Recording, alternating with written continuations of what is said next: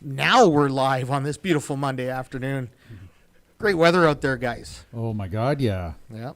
As always with us, partner in crime, Gary Ray, down at the end of the table. Brian Hawley right beside him, and Director of Hockey Operations joining us for this GOJHL playoff preview, Jason Clarke. Thank you, Les. Yeah. Nice to be back. All right, and on the Good to have you phone, back. we got a special guest on the phone. Dylan Baker's joining us on the phone from Burlington. Are you in Burlington today, Dylan? I am in Burlington today, Les. Thanks for having me. Yeah, you did. You do the play-by-play for the Kamoka Kings, the London Majors, and also 519 Sports, working for Darren Stevenson there. Yes, sir. It's busy, but it's a lot of fun, and I'm pretty fortunate to have the opportunities that I do. All right, we're going to jump right into the go because we'll get the go underway, and then we'll talk a little NHL near the end. We're going to go to Razor, and he's going to thank these guys that just walked out the door and set all this up for us. Just wanted to give a big shout out to Reboot Repair, Stratford's best computer support and services, personalized IT solutions, hardware and software repairs, on-site and business services. Reboot Repair. Come and see Dylan and Cam with all your problems and necessities. All right, right into it now. We're going to go to Dylan first on this one. There's a big game tonight, Dylan, coming up in Strathroy, correct? There is a massive game in Strathroy tonight, Les. Yeah, and tell us about that one because it's the only game on tonight, the only game that matters because win they're in, lose they're going home. Yeah, exactly. It's a pretty huge game for the Strathroy Rockets in particular today. Obviously, Lister will play in the contest as well, but they already know that they're in the playoffs. They know the seed that they occupy in the playoffs. They're the 4th seed in the GOJHL postseason this year. So for Strathroy, the job is simple. Win and you're in. If they win, they'll be tied with the KW Siskins for the last playoff spot. And Strathroy holds the tiebreaker in that matchup, which is regulation and overtime wins. So Strathroy, if they win the game tonight, they're into the postseason and they get rewarded for their efforts all season long. It's a long season in the GOJHL. And so for the Rockets, this is a big game as they try to get into the playoffs. Yeah, we've had a wonderful run this year in the go in the conferences and the rundown to the playoffs. We had a bunch of games this weekend that mattered. Friday night, Stratford with the big win over Listowel to ensure their spot. There was a bunch of other games that mattered. Hamilton, they went from 7th almost out of the playoffs. Ended up getting in because Pelham lost. How stressful is that on the weekend when you play your 50th game, with 3 days left in the season, and you got to sit and watch everybody else play while you just sort of hang on for dear life? And really, I think you can check my math, but I think all they needed was an overtime game between Brantford and Pelham last night, and they were out. They needed. I think Pelham only needed the overtime. They didn't even need to win it. The you know 1 what I mean? point. So If anybody's going to know, it's going to be Dylan because he's like the encyclopedia for what everybody needed. Correct, Dylan? Well, you know what? I try to have as many numbers as I can, and that's absolutely right. If that game went to overtime last night, then Pelham and Brantford were both in, and Hamilton was out of the playoffs, which would have been absolutely bonkers of a scenario. And that was it was tied 2-2 after 2 periods, and then Brantford scored 3 goals on about 10 or 11 shots in the 3rd period, and all those. Pelham is not real strong, and I think that all the penalty minutes they had during the season probably were their undoing. I think they were 2 or 3 in the go in penalty minutes, and you just can't be a bottom level team and be in the box that often. Former Stratford forward Zach Bell, he went when he went to Pelham, he had 23 games. He had 20 points in 23 games for them. So good for him going there and playing it out. Jason, you know him well. He did everything they asked him in Pelham. Yeah, there's no doubt he did everything and probably more as they were looking to add a guy. One of the best character guys. It was really tough to see Beller go in Stratford here, but it was a hockey decision, and he understood that he's a great guy, and I'm so glad that he found a spot back in the league here, and he had great success there. It's tough they didn't make the playoffs, but no doubt Beller was a great addition for them. All right, let's get right into the brackets. We're going to start in the Western Conference. So number 1 seed St. Mary's Lincoln's, Dylan, are waiting the winner of tonight's game. Is that a bonus for Strathroy if they win? I don't know if it's a real benefit to anybody to play the St. Mary's Lincolns in the first round of the playoffs. I mean, it's going to be a real tough matchup in round one. St. Mary's, they kind of know what to expect, right? They've seen these teams before. They matched up with Strathroy in the playoffs over the past couple of seasons a number of times, so they know the way that the Rockets like to play as well, which I think is an added benefit for the Lincolns. And you know what? I think regardless whether it's Kitchener-Waterloo, whether it's Strathroy that makes it into the 8th seed, my pick in that first round matchup is the St. Mary's Lincolns, and we'll see how it all unfolds. Yeah, I'm going to join you with that one. I'm going to give Strathroy or Kitchener-Waterloo. I'm going to give them one win. That's going to be a 5-game series, I think. What do you think, Razor? I can't see them even winning a game. St. Mary's is just that good. We were over, Halser and I were over to St. Mary's on Friday night seeing Chatham and St. Mary's, and the guys that they were sitting out. Now, I get it. It was a nothing game for both teams. They both had AAA midget goalies in net, but they both play heavy games. And this is what St. Mary's paid all that money for to St. Thomas, was to beef it up for the playoffs. And my God, these guys just have ridiculous numbers. You've got the last hurrah for Lee, Spagnuolo, McClellan, and Livermore. I think they just want to go 4 straight and then wait for their next victim. Depending on the opponent, I don't see Strathroy winning a game. They're a gritty team. I respect them a lot, and they can be tough to score on. When they get their forecheck going, they can get going pretty good as well. With Waterloo, the size of the rink, for some reason, has had an effect on St. Mary's, and I'm trying to figure that out because St. Mary's plays as quick a game as anybody in the league, and yet that size of an ice, it's just an adjustment. I think it's a big home ice advantage for Waterloo because they are, and I keep calling them Waterloo, and I will continue to do so. Sorry about that. Because the 2 games in St. Mary's were blowouts. One was 6-0. I think it was 6-2 was the other one. And then the 2 games in Waterloo were both 3-2 hockey games in which Waterloo won the more recent one, which was 2 weeks ago, in a shootout. And St. Mary's has come out flat a lot in the last 2-3 weeks for reasons that I think we all understand, the fact that they've been home and cooled and just waiting to get going. So I might give Waterloo 1 game at home in this series, maybe, possibly, but otherwise I just St. Mary's, when you poke the bear, St. Mary's is scary good. Their second line is as good as most teams' first line. Yeah, Jason, it's totally up to you what you want to do on these. In your position, you don't have to make the forecast. We totally understand. Yeah, I don't think I'll dive too deep in predicting winners. But, you're right, Brian, talking about Waterloo. It's a different animal playing there, and it is tough to adjust as much as you might think. There's more room for our players to flourish and skate and etc. It's completely different. Right. You go from playing in one of our small rinks like Strathroy or St. Mary's or Stratford, and then you head down to Waterloo. It's like playing on the Rideau Canal. Right? There seems to be just unlimited space, and if the guy gets a step on you, either side, he is gone. So the only thing I'll say about the playoffs to start here is it's a completely different animal, and crazy things happen in the playoffs. So I think it's going to be fantastic. Yeah, just for people up there, we just didn't want to put Jason on the hot seat because of the position he's in with the Stratford Warriors. We totally understand his point of view. Because that's a shame, because I'm dying to know who he's picking in the Stratford series. I'll give you a prediction on that one. Or a hope, anyways. The one qualifier, I think, for all of these predictions is that we're dealing with hockey teams full of teenagers. Yes. And for those teenagers who are listening, we mean no offense by that, but there's, as you get older, you become a little more consistent, a little more seasoned, a little more calm as you get older. And sometimes when you've got younger kids, remember, we got kids in this league that are 15, 16 years old. A lot of them are going through their first real playoff run. And so, we always have to throw that qualifier out there. You just never know what you're getting at junior. And that's, I think, part of the fun, to be honest with you. Yeah.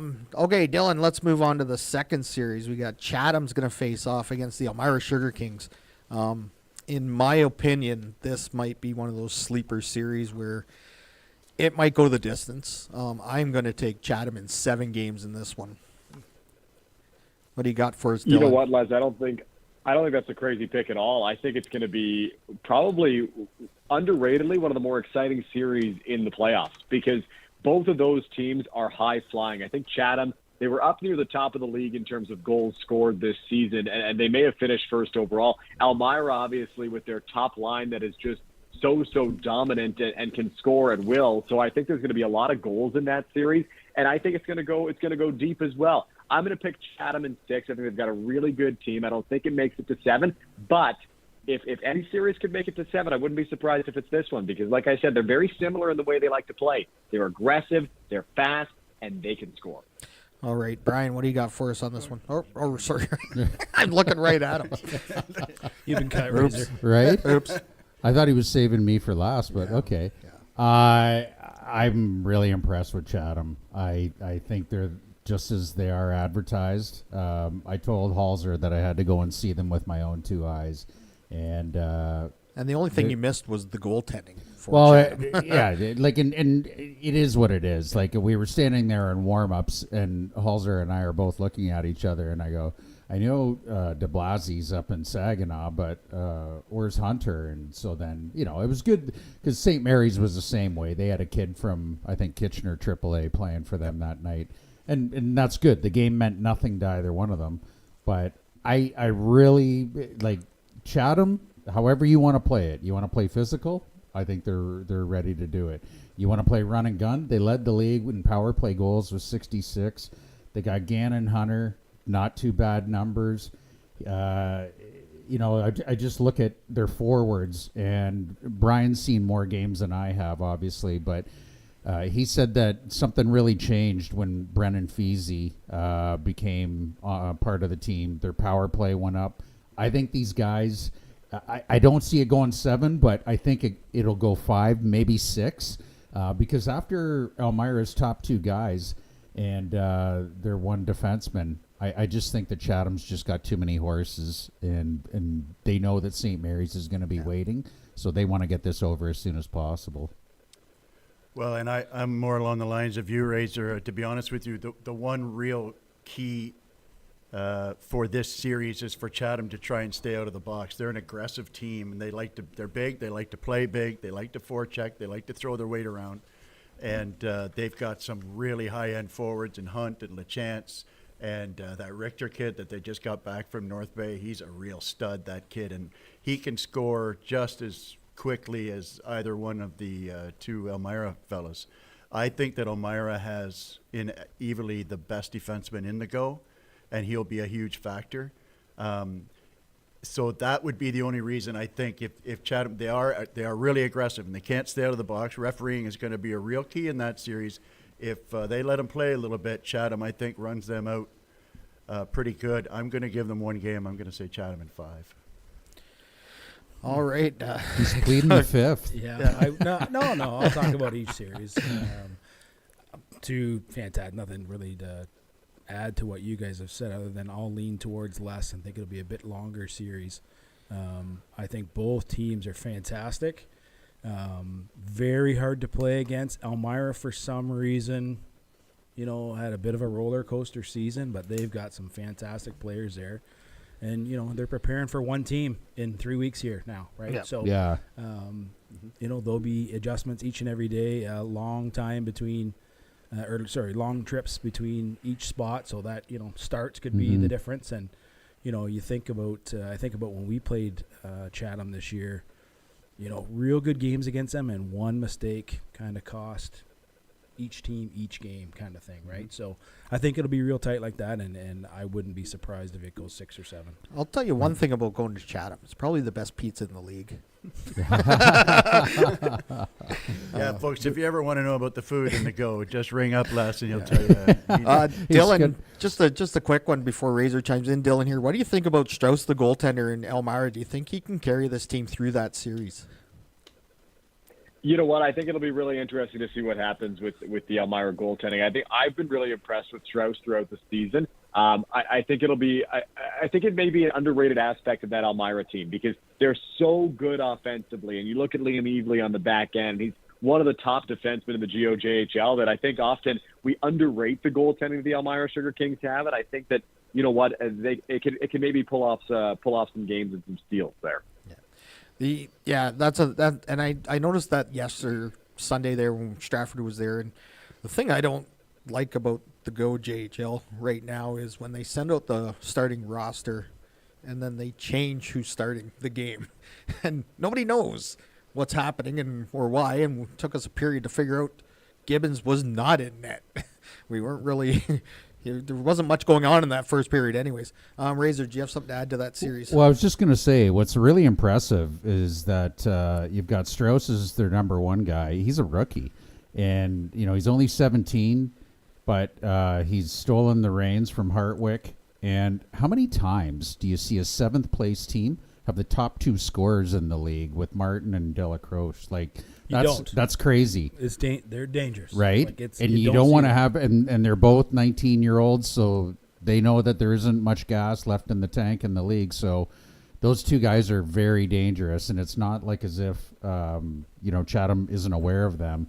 But if you can control those 2 guys, then it should be over fairly soon. But if those 2 guys get wild, things could escalate. The funny thing about Delacroix is he can come back next year, and there's a kid coming up whose last name is Delacroix also will probably be with them next year, and he said he is better than himself. So that'll be interesting next year.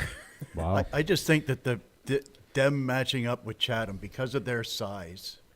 I think Chatham is probably the biggest team in the conference. I just think that aspect of it, the physical aspect of it, is going to work against Elmira. I certainly, I've seen Elmira play 3 or 4 times this year, and those kids are fantastic. They really are. Martin, and the thing is too, to your point earlier, Clarke, about coaching, the Elmira power play really runs backdoor a lot, and the coaches will pick up on that. And if they're able to eliminate that, maybe limit what Elmira's power play can do, I think it just takes away their best weapon. We're going to skip the Stratford series. We'll come back right after this one. I just want to, because we're going to probably talk the most about that series. So let's skip that one. Let's move on to the Listowel London series, which I think is going to be the drop-down roughest series in the first round. Dylan, do you see it any other way than that? You know what? I think that recently London's actually limited the amount of penalties that they've taken as compared to the way that they started the season. But it's definitely going to be a very physical series because Listowel and London both play very physical games. And it's interesting because London plays in a bigger rink as well, right? They've got the Olympic-sized ice at the Western Fair. So they don't necessarily have to play with physicality all the time because they've got the extra space out on the ice, but they so often do. With that said, I am a huge fan of what Listowel has done this season. I think it's a team that is often underrated in the Western Conference of the GOJHL. They do pretty much everything right. If they take the lead, they can shut you down and they can shut the door, play a strong defensive game. They can also be a high-flying offense when needed. You look at the top guys that they've got, O'Flaherty, you've got Burkett. That second line right now of Wisniewski, O'Flaherty, and Henderson is firing on all cylinders lately. So I'm picking Listowel, I'll say in 6 in this series. But you know what? I think I'm with you on that, Les. I think it's going to be a very physical series between 2 very good teams. So get your popcorn out for this one. Yeah, and that we've talked about this. Brian and I have talked about this. It's going to be a sit back and watch them beat each other up, and whoever survives takes on St. Mary's probably in the next round. Barring an upset, anyways. Yeah. And remember, both those teams have recent history with St. Mary's going back to last year, so that's an intriguing point for me. But I think Listowel's going to put away London in 6 games. Razor. Yeah, I'm thinking the same. At least 6, hopefully 7, and just let them beat the hell out of each other. And I look at their numbers. Like, you got the defending Sutherland Cup champs. They know what it takes. You look at their forwards. They've got a lot of firepower still. O'Flaherty, Burkett, Henderson, Wisniewski. Like, these, and they're big too. Like, Wisniewski's 191 pounds, 6'2". Brenner's 6'2", 187. They're just a big team. And Burkett, 6'6", 207. These guys, and I haven't seen as much of London, but just listening to you guys, and London apparently likes the penalty box. We always seem to, read their names and see them there, Dylan, on your highlights or lowlights, depending on what your flavor is for watching the replays. But I see it going 6, maybe 7. And it's going to boil down to the two goalies. You've got Riley Arts that's got a less than 900 save percentage, which isn't very good. But then you've got that Finnish goalie, Kazimierz Wexström, for London. He is a beast. And I think that's what it's going to boil down to. They're two big, heavy, similarly matched teams. I think it's going to come down to the goaltending. And it's always a shocker, right, when Razor thinks it'll come down to goaltending. So he's part of that union. Yeah, you got to stay with your boys, right? You got to represent. This series is one that this is the one series that I would drive to go see if I didn't have a horse in the race, because London is always tough. They're really tough on the road. It's always struck me that London seems to be a tougher team to play on the road than they are at home. Listowel plays with an edge, and they have always played, like in recent memory. You look at Cole, the coach, who is one of the best in the league, and he's got a lot of pedigree there. They still have a lot of players back from their cup-winning run. They may not have the top-end guys. The brothers are gone, and, a couple of defensemen, but a good amount of the core that won the Southie last year is back. And these guys play to cheese you off. They are so good at it. They will stick you. They will hold you. They will grip you. They will bug you. They will chirp you. They will do everything to get in your face. That's Listowel hockey. They play with an edge, and they're really, really hard to play against. I think Listowel probably gave St. Mary's more difficulty this year. In the broad scheme of 4 games, I think Listowel gave them more difficulty than any other team, because they just come out and they get right in your face. And London are not a roster that would generally put up with that. So I think this is going to be a series of long games. There's going to be a lot of push me, shove you, your mother wears army boots after the whistles. There's going to be all kinds of in-your-face stuff. And like I said, I will drive, if there's not another game going on with a team that I actually cheer for, I would be more than happy to drive to either Listowel or London and watch this series. I think it goes 7. I think London gets the upset in 7. I'm not even really sure exactly why I'm saying that, but I just think that their higher end guys are probably going to produce a little better than Listowel's. I also like the goalie a little better. I like Wexström a little better, and I like Arts. So I'm going to take the upset. Yeah, very good recap by everybody there. It's a complete coin toss for me on this, just to say everything that you guys have already said here about it. It's going to be a drag them out a series. So, like Brian said, if you're around and you have a free night and there's a game in Listowel or London, I would pack the car. Right.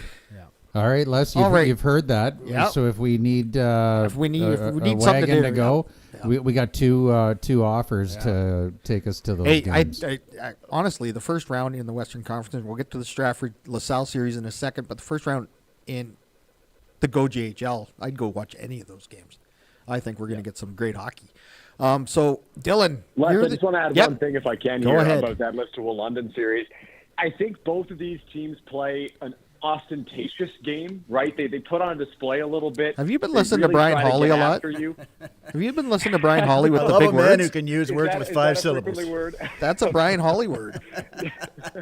Yeah, but you know what? I think it's the perfect word to describe the way they play. I think they're ostentatious in the way they play the game. And something else I'd say is, and I hate to use this term, it's a bit of a slang term, but you're not going to find any jabronis on these two teams, right? Like, these two teams are stacked from top to bottom. They've got lots of depth. And I think that it's going to be a really fascinating, exciting series. So I'm with all of you. If there is a series to get to where you don't have a rooting interest, London Listowel is that series. Yeah.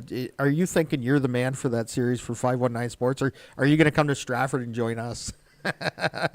Well, Les, it'll depend on the schedule of things, but I'm hoping to be in Stratford for Game 1. Nice. And as an aside, if you are going to that game, Razor usually needs a DD. Who drove Friday night, Halsey? Well, you've had surgery. All right, so we're going to get to the next series, and probably the only unbiased opinion on this is going to be Dylan Baker's opinion, because I have a biased opinion. Jason has a biased opinion. Razor has a biased opinion. Brian sort of split 50-50 with his biases over there, but I control my biases. Thank you very much. in my opinion, I like the way Stratford matches up against LaSalle. My only concern is the travel to LaSalle, and sometimes we like to shoot ourselves in the foot in LaSalle. I don't understand why it is. I don't know if it's the social media girls that are distracting the boys. They distract the broadcast, that's for sure. But for some reason this year in LaSalle, we'd like to shoot ourselves in the foot a couple times. The only other thing I'm told is if you go with Jamie Nigro, you have a chance of winning the 50-50 more often than not. But as Phil Westman said the one night, there was 54 people in the stands because he counted them. But I'm going to take Stratford in hopefully 5, but it might go 6 if we have problems down in LaSalle. Razor. Well, what about Dylan? Oh, Dylan. I forgot Dylan. I forgot the unbiased opinion. What do you got for us, sir? No worries. You know what? I'm not catering to the podcast hosts here when I say that. I think Stratford is such a complete team. I really like what the Warriors do. I think Stratford, maybe better than anybody, plays such a strong shutdown game, and I think it's really hard to get through the Warriors when you're trying to come back in a game. So if Stratford can get on LaSalle early, I think that's a huge key to success for the Warriors in this series. You mentioned it, though. The bus legs can be tough, right? That's a long trip to LaSalle. It's a long trip for anybody, but it's definitely a long trip for the Stratford Warriors. So I can see LaSalle getting a game or two in here, but I think Stratford pulls it off because they can play a good defensive game, or they can go in the offensive zone, nutmeg you, and make a great play offensively and get a highlight reel goal. So the Warriors can do it on both ends, and I'm picking Stratford in this series. All right. How many games, sir? I'm going to say, you know what, just for you guys, I'll say 5. Thank you, sir. All right, Razor. Well, you've got McDougall, Wilson, Schooley, Nagy, and Lewis that are all on their last hurrah. And I can't see these guys giving an inch anywhere. I give a huge upgrade in goaltending to McDougall over Logan Phillips. His numbers just don't match up against Doogie's. And I like what I see. Like they're pretty even when it comes to firepower. Stratford had 171 goals. LaSalle had 175. The big difference is, though, LaSalle's had trouble keeping it out of their own net. Stratford's only let in 107, is where LaSalle let in 181. And Stratford's on an 8-2 past 10, is where LaSalle's 6-4. I just think as long as Stratford stays disciplined, you've got great pickups with Jonas. Schmidt, he's averaging over a point a game. He's got 5 game winners. Louis got 6 power play goals. I just like Stratford to, even though they're not as big as LaSalle, I just really like how Willie's got them primed, ready to go. And like I said, those 5 guys that are on their last hurrah, they're out of junior next year. I just can't see them waiting too long. I'm going to take Stratford in 5. Well, I'm going to make one of those qualifying picks in the fact that on paper, I think this is a dream matchup for Stratford. LaSalle is not an especially physical team. They're more of a finesse team, which is a team that fits right into Stratford's wheelhouse. They have been one of, if not the best defensive teams in the second half of the season, Stratford I'm talking about. And everything changed with LaSalle. If you look back a year, for those of you who didn't follow the West before the amalgamation, LaSalle has been a top 2 or 3 team in the West for the last couple of years. And then I'm still trying to figure out why they, maybe Dylan knows more than I do, but I cannot figure out for the life of me why they traded their goaltender mid-season. And that almost immediately after, it's Bertoli, I believe his name was. Yeah, he was the backup in LaSalle, actually. And they said well, he was the guy last year, and then they figured this other fella, Phillips, was going to be the man, but they started losing shortly after they traded him. Yeah. And maybe that's a coincidence, but I don't know. Phillips is the Spitfires draft pick, is he not? I think so. So they just Winbeal is the Spitfire. Well, Stratford Winbeal, for sorry, them. yes, Winbeal's the goal, yes. Yeah. Phillips So- is actually an Owen Sound pick, and Winbeal's that 16-year-old goaltender who kind of took the reins over mid-season. He's got lots of talent. I think the Vipers just wanted to give him more opportunity because, like you guys said, Bertolin was the starter last year, and he's been a good goalie for them over a number of seasons. So I think they wanted to give the young kid some more opportunity, and he's played well. But you're right, the team has struggled since the holiday break. And I'm not sure if the one thing, it's been a long time since I've been in a locker room playing hockey, but there is a different air or an aura around a hockey team when you trust your goaltender. And Stratford is a prime example of that when they look down and they see McDougall. It just, like I said, it just something changed with LaSalle. They got better as the season ended. They lost their last game yesterday against Waterloo, but they went on a little bit. They won 4 or 5, starting to piece it together a little bit. The other concern I have is Stratford's health. I'm not going to divulge any trade secrets that I may or may not know about the team, but they're a little bit banged up, and I hope they get healthy in time because, if that's one thing that can really shoot a team down. You remember last year when, a good player like Camden Degg, who just wasn't the same guy. He was basically playing on one leg. He was still a dangerous guy, but he wasn't the guy that they were used to. And so I hope that Stratford is healthy going in, and if they're healthy and rolling, I see them in 5, but I have the same concerns about when they go to LaSalle as been previously mentioned. But I'm going to stick with 5 games. I think they're going to get it done.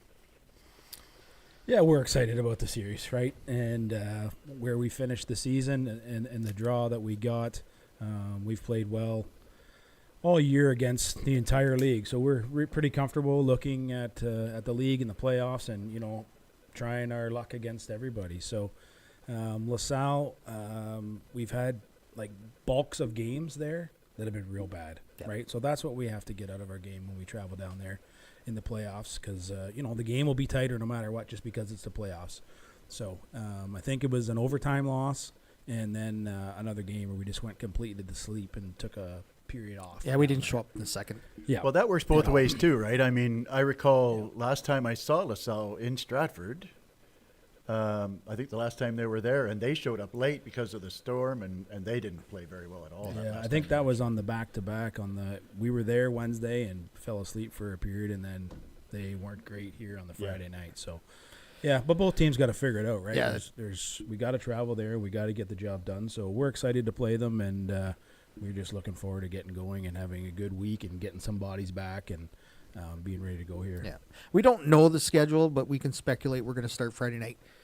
I'm just going to speculate on that one, and I'm just going to let everybody know I've been asked by Wendell Archer to say there's a pre-sale Wednesday night 5 to 7 down at the William Allman Arena to pick up your playoff tickets. So I like the series, and I like the fact that more than likely, talking to Darcy a couple times, that these kids are going to get off the bus and walk to the arena at some point. Yeah, well, we're going to have to alter something down there just to have that mindset once we get there, and after 3 hours on the bus, it's like, it's game time. It was kind of like a couple years ago going to Leamington, right? The first time we went to Leamington, we had a tough night, right? But, it's different now, right? It's the playoffs, and guys, it's not an excuse. It can't be an excuse. Right. It can never be an excuse. So our guys got to figure it out, and they'll figure it out because they're itching to go here as well. Although we didn't, secure our spot till later in the season, different than St. Mary's. But our guys, no doubt, at this part of the season just want to get to March and get going and playing for all the marbles here. One thing that's always interesting to me at this level, and maybe Stratford is one of the more exaggerated examples of this, is when your first look at a kid in the playoffs. Last year there were a lot of new faces on the team, and you just wonder if they're going to be willing to take the hit to make the play, go to those dirty areas that you have to in the playoffs. And so it's again, with all the new faces that haven't played, there's some young guys on the team, some of those 07s like Green and Slattery, who are great players and very talented kids. Kipfer, there's others as well. So are they going to, play playoff hockey in time to get it going? And the nice thing about Stratford is that, first of all, you've got good leadership in the players. The guys like Lewis, who have been through it a lot. Schooley is another one. Plus, one thing you know about a Stratford team is that the coaching staff will have them prepared, at least mentally, and the X's and O's. They'll know exactly what they're doing when they go out there, and it's just a matter of execution. Yeah, and having a number of guys still with the group and getting Jonas and Hunter back this year that have went through that run to the Sutherland Cup finals and winning the Cherry Cup in the Midwest. That's going to be great for our young guys, right? And I think our guys are ready. Watching the development of some of those guys that you mentioned at the start of the year that were maybe having a tough time getting into the lineup, right? And now they're, maybe not our go-to guy each and every night, but on those off nights, they are go-to guys. They've really developed through the season, right? So, it's another challenge and another step for them. And I do like the LaSalle draw for one other reason is our guys are going to spend a ton of time together here early. It's like a road trip at the start of the season, or like a long road trip at the start of the season in NHL. You hear about guys get away, they're together, etc. So, new animal, starting the playoffs here. Yeah, I think it'd be great to get on the bus here for 3 hours. And one other thing that I like to, sorry, Razor, one other thing that, and Dylan, I want to bounce this off you. I feel like Stratford was one of the more impactful teams at the trade deadline, picking up Caden Long and Blake as well. And I'm probably missing somebody there. I mean, Nagy they picked up early. They picked up Schmidt. But Blake and Long specifically at the deadline, I thought that they had one of the best trade deadlines. Dylan, what do you think about teams that had impactful trade deadline moves? You know what? I think Stratford's right up there. I'm with you on the impactfulness of those moves. I'm a guy who's been in the Western Conference, the traditional Western Conference, for a number of years, right? Before the two conferences came to be, and there were three, I got to see a lot of Matthew Blake and especially Caden Long over the last number of seasons in St. Thomas. And I think Caden Long is such a talented offensive player. He's not the biggest goal scorer, but he is such a good playmaker. And that's not to say he can't put the puck in the net, because he can score his fair share of goals. But he just distributes the puck so well. And it's such a huge get for the top six for Stratford. I'm with you. I think that the moves that the Warriors made put them right up there in the great trade deadlines in the league this season. Who else I think I had a good one? St. Mary's. St. Mary's obviously picked up Lincoln Moore. They get a couple of other guys from St. Thomas. I think they had a really good trade deadline as well. And it's all the top teams, right? The top teams had the impactful deadlines. We're going to get to Air when we get to the Eastern Conference. I think Air picked up some big players as well. Mm-hmm. So I think Stratford is definitely, right near the top in terms of trade deadlines this season, because they got a lot of guys who are playing important roles for them down the stretch. Well, I was just going to say, last Wednesday night when I came down for the Irish game, I ran into Louie and Doogie. They were going into the fitness room. And I was half joking, half serious. And I looked straight at Doogie and I just said, I can't wait until you guys upset St. Mary's. Like, folks, let's face it. Like, anyone who's watched the league this year, St. Mary's is Goliath. It's theirs to lose, but that's why they play the game. Like, Armelin was out. He has an upper body injury. Injuries happen. And, if a team upsets, let's say Chatham, now that's one less team that you got to go through. There's so many things that could happen. And the disrespect that the league website has given Stratford, you guys are no longer rated after 24 weeks in the top 5. You guys only lost 3-2 to Chatham the last time they were in town. You were 1-3 against St. Mary's this year, but you played them hard. You guys skated with them. You had that great win in Stratford. I just love it how no one's really focused on Stratford to do a whole lot. You've got a lot of rookies, but that's the great thing about it. Stratford should just be saying, Louie, Doogie, Long, all those guys should all be going, why not us? Yeah. Why not us? Right? Everyone's talking about Chatham and St. Mary's. Why not us? And I told those guys, I said, guys, you're playing with the house money. You've got nothing to lose. We all expect them to get by LaSalle the first round. But after that, you're playing with the house money. And anything can happen. And if you get some good goaltending, if Doogie makes the saves he should and maybe a couple that he shouldn't, you guys can really put the fear of God in a lot of teams. And I just talking to guys over in St. Mary's, they don't want to play you guys. So you've already got, people. Now they're pretty confident, but they just you guys are the dark horse that teams do not want to play, and that's flattering when you hear that. The big thing, Clarke and I talked about this yesterday. Stratford finished with only 533 minutes in penalties. That's huge. Lowest in the GOJHL. By far, and it So, wasn't real close. We don't Stratford does not go to the box a lot. And so teams that come in and with a big power, it does not matter. Dylan, do you see that as a big point for Stratford being able to stay out of the box in this series? 100%. I think it's huge for them because they've been one of the least penalized teams in the GOJHL this season, and they've been able to draw a lot of penalties. So that's a major asset for them. Now, the one thing I will say is that quite often we see that the calls go away a little bit in the playoffs, right? So for a team like Stratford, they really see no real benefit or downside to that because they don't take a lot of penalties to begin with. They're such a well-disciplined team. The thing will become, well, maybe they get fewer power plays. But I think Stratford is really good at attacking at 5-on-5, and their discipline and their ability to stay out of the penalty box, that's huge for them, right? Because these series can get intense, and, if you play a team in 7 games, things are going to get chippy, but the Warriors seem to have a way to avoid getting in the penalty box too much. Obviously, you'll take your fair share of penalties, but they do a really nice job of towing the line but never really crossing it, and that's big for them in the playoffs. Yeah, a couple things. I think to that point, it's really important for our group to play real hard between the whistles, right, and not get into the shit after. And, that kind of comes up in the playoffs here too, right? Everybody gets a face wash and et cetera, and all that garbage that happens. But, Go ahead. Keep going. Well, I was just going to, you speaking there made me lose my train of thought, so go ahead. Totally my fault. I was just going to that's say, right. over 50 games, Stratford did not get into a Donnybrook. The only one I can think of is that St. Mary's alumni game down in the corner when there was a few antics going on. But other than that, we Wilson stayed away and from it. Elzinga. Yeah. Yeah. And That's Elzinga another- wasn't a part of Don that. Marshall maybe had the fight of the year. Yeah, Don Right. Marr Selfishly. Yeah. Selfishly. And It's- that dust up you're speaking to with the Lincolns game brought back Stratford. Yeah. Where I think you guys were down at that point. It was And a that 2-0 lead after 2 periods. Right. And I'll never forget because I was up in the booth helping you with the radio call.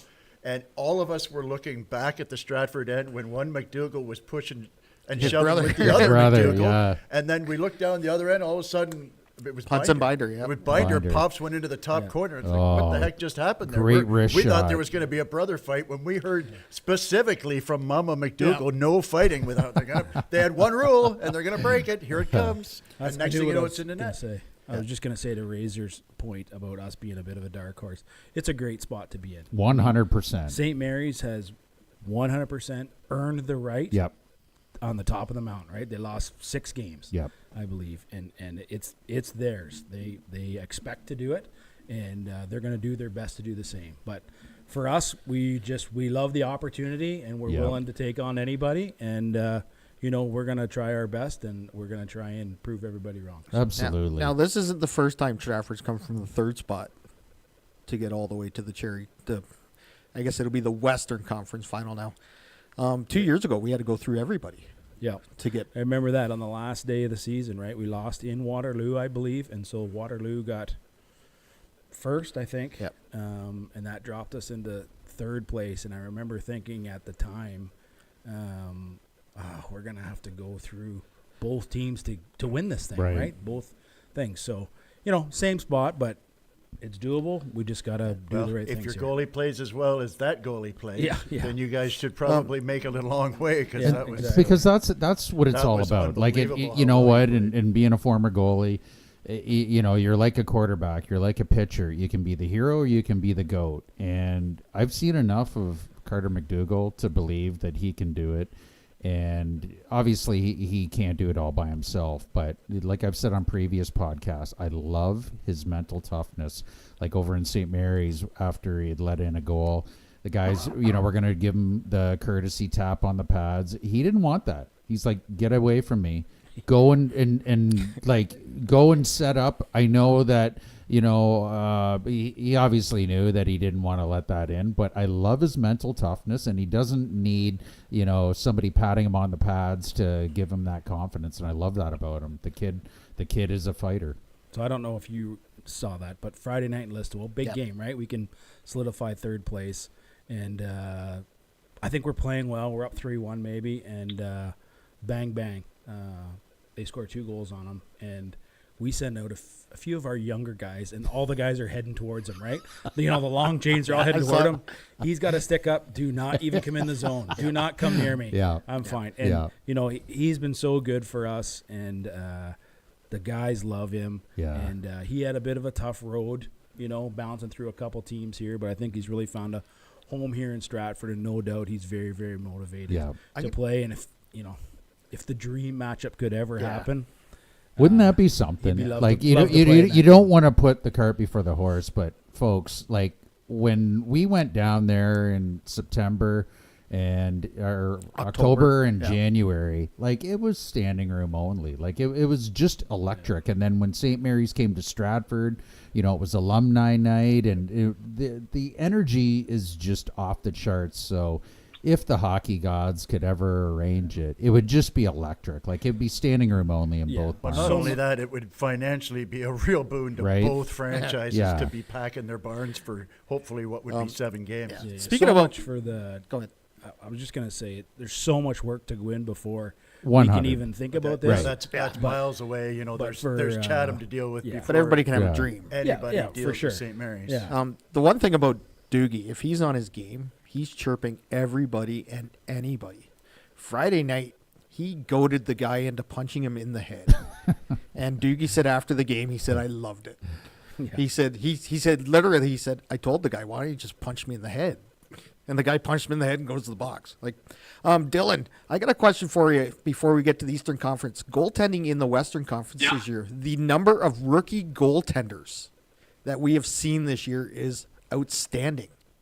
I can't name them all, but I can name a few. We got Furlong, Armelin in St. Mary's, the 2 kids in Chatham, Wexstrom in London, Winbile in LaSalle. Is there any more? I'm trying to think off the top of my head. I but can't he really left. think of any, but you know what? I think you touched on all the big ones, all the guys that have had fantastic years in the Western Conference, because there's a real slew of goaltending talent, especially in your area there with Chase Furlong, who had 5 shutouts this season. That ranked second in the GOJHL. Nico Armelin, like you mentioned, in St. Mary's, fantastic. But really good goaltending tandems, I think, in the Western Conference as well. Armelin and Buthausko out in St. Mary's. Then you look at Furlong and McDougall that you guys get to watch every night in Stratford. I mean, you guys just talked about Carter McDougall. He's so aggressive in the net, right? Like he will go after guys. He's not afraid to get into it.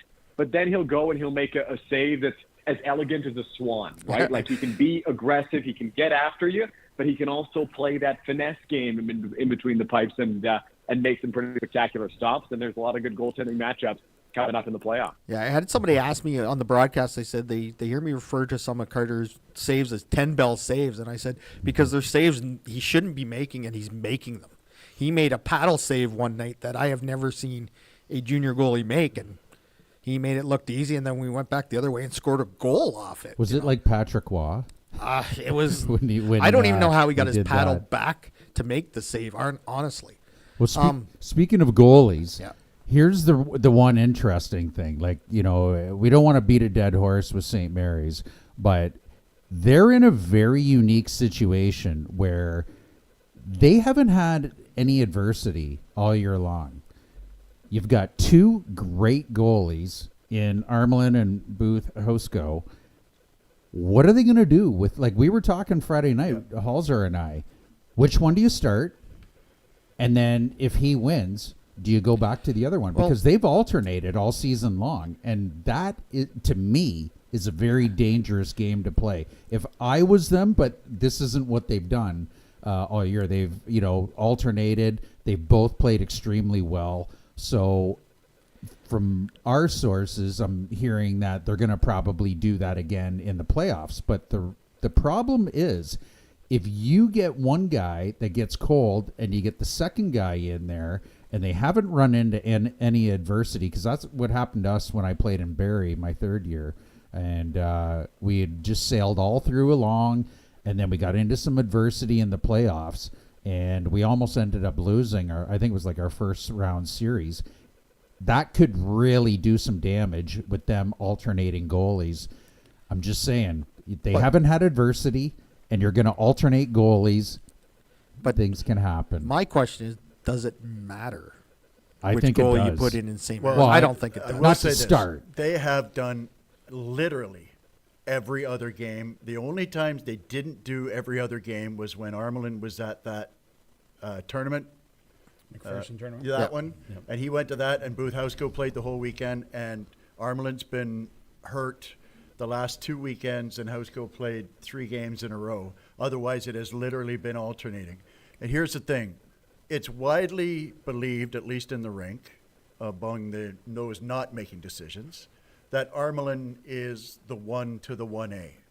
Probably but here's the problem. Booth Housego had top 5 numbers in the Go last year in save percentage and goals against. And Brendan Abbott showed up, and Booth Housego did not play a single minute in the playoffs last year.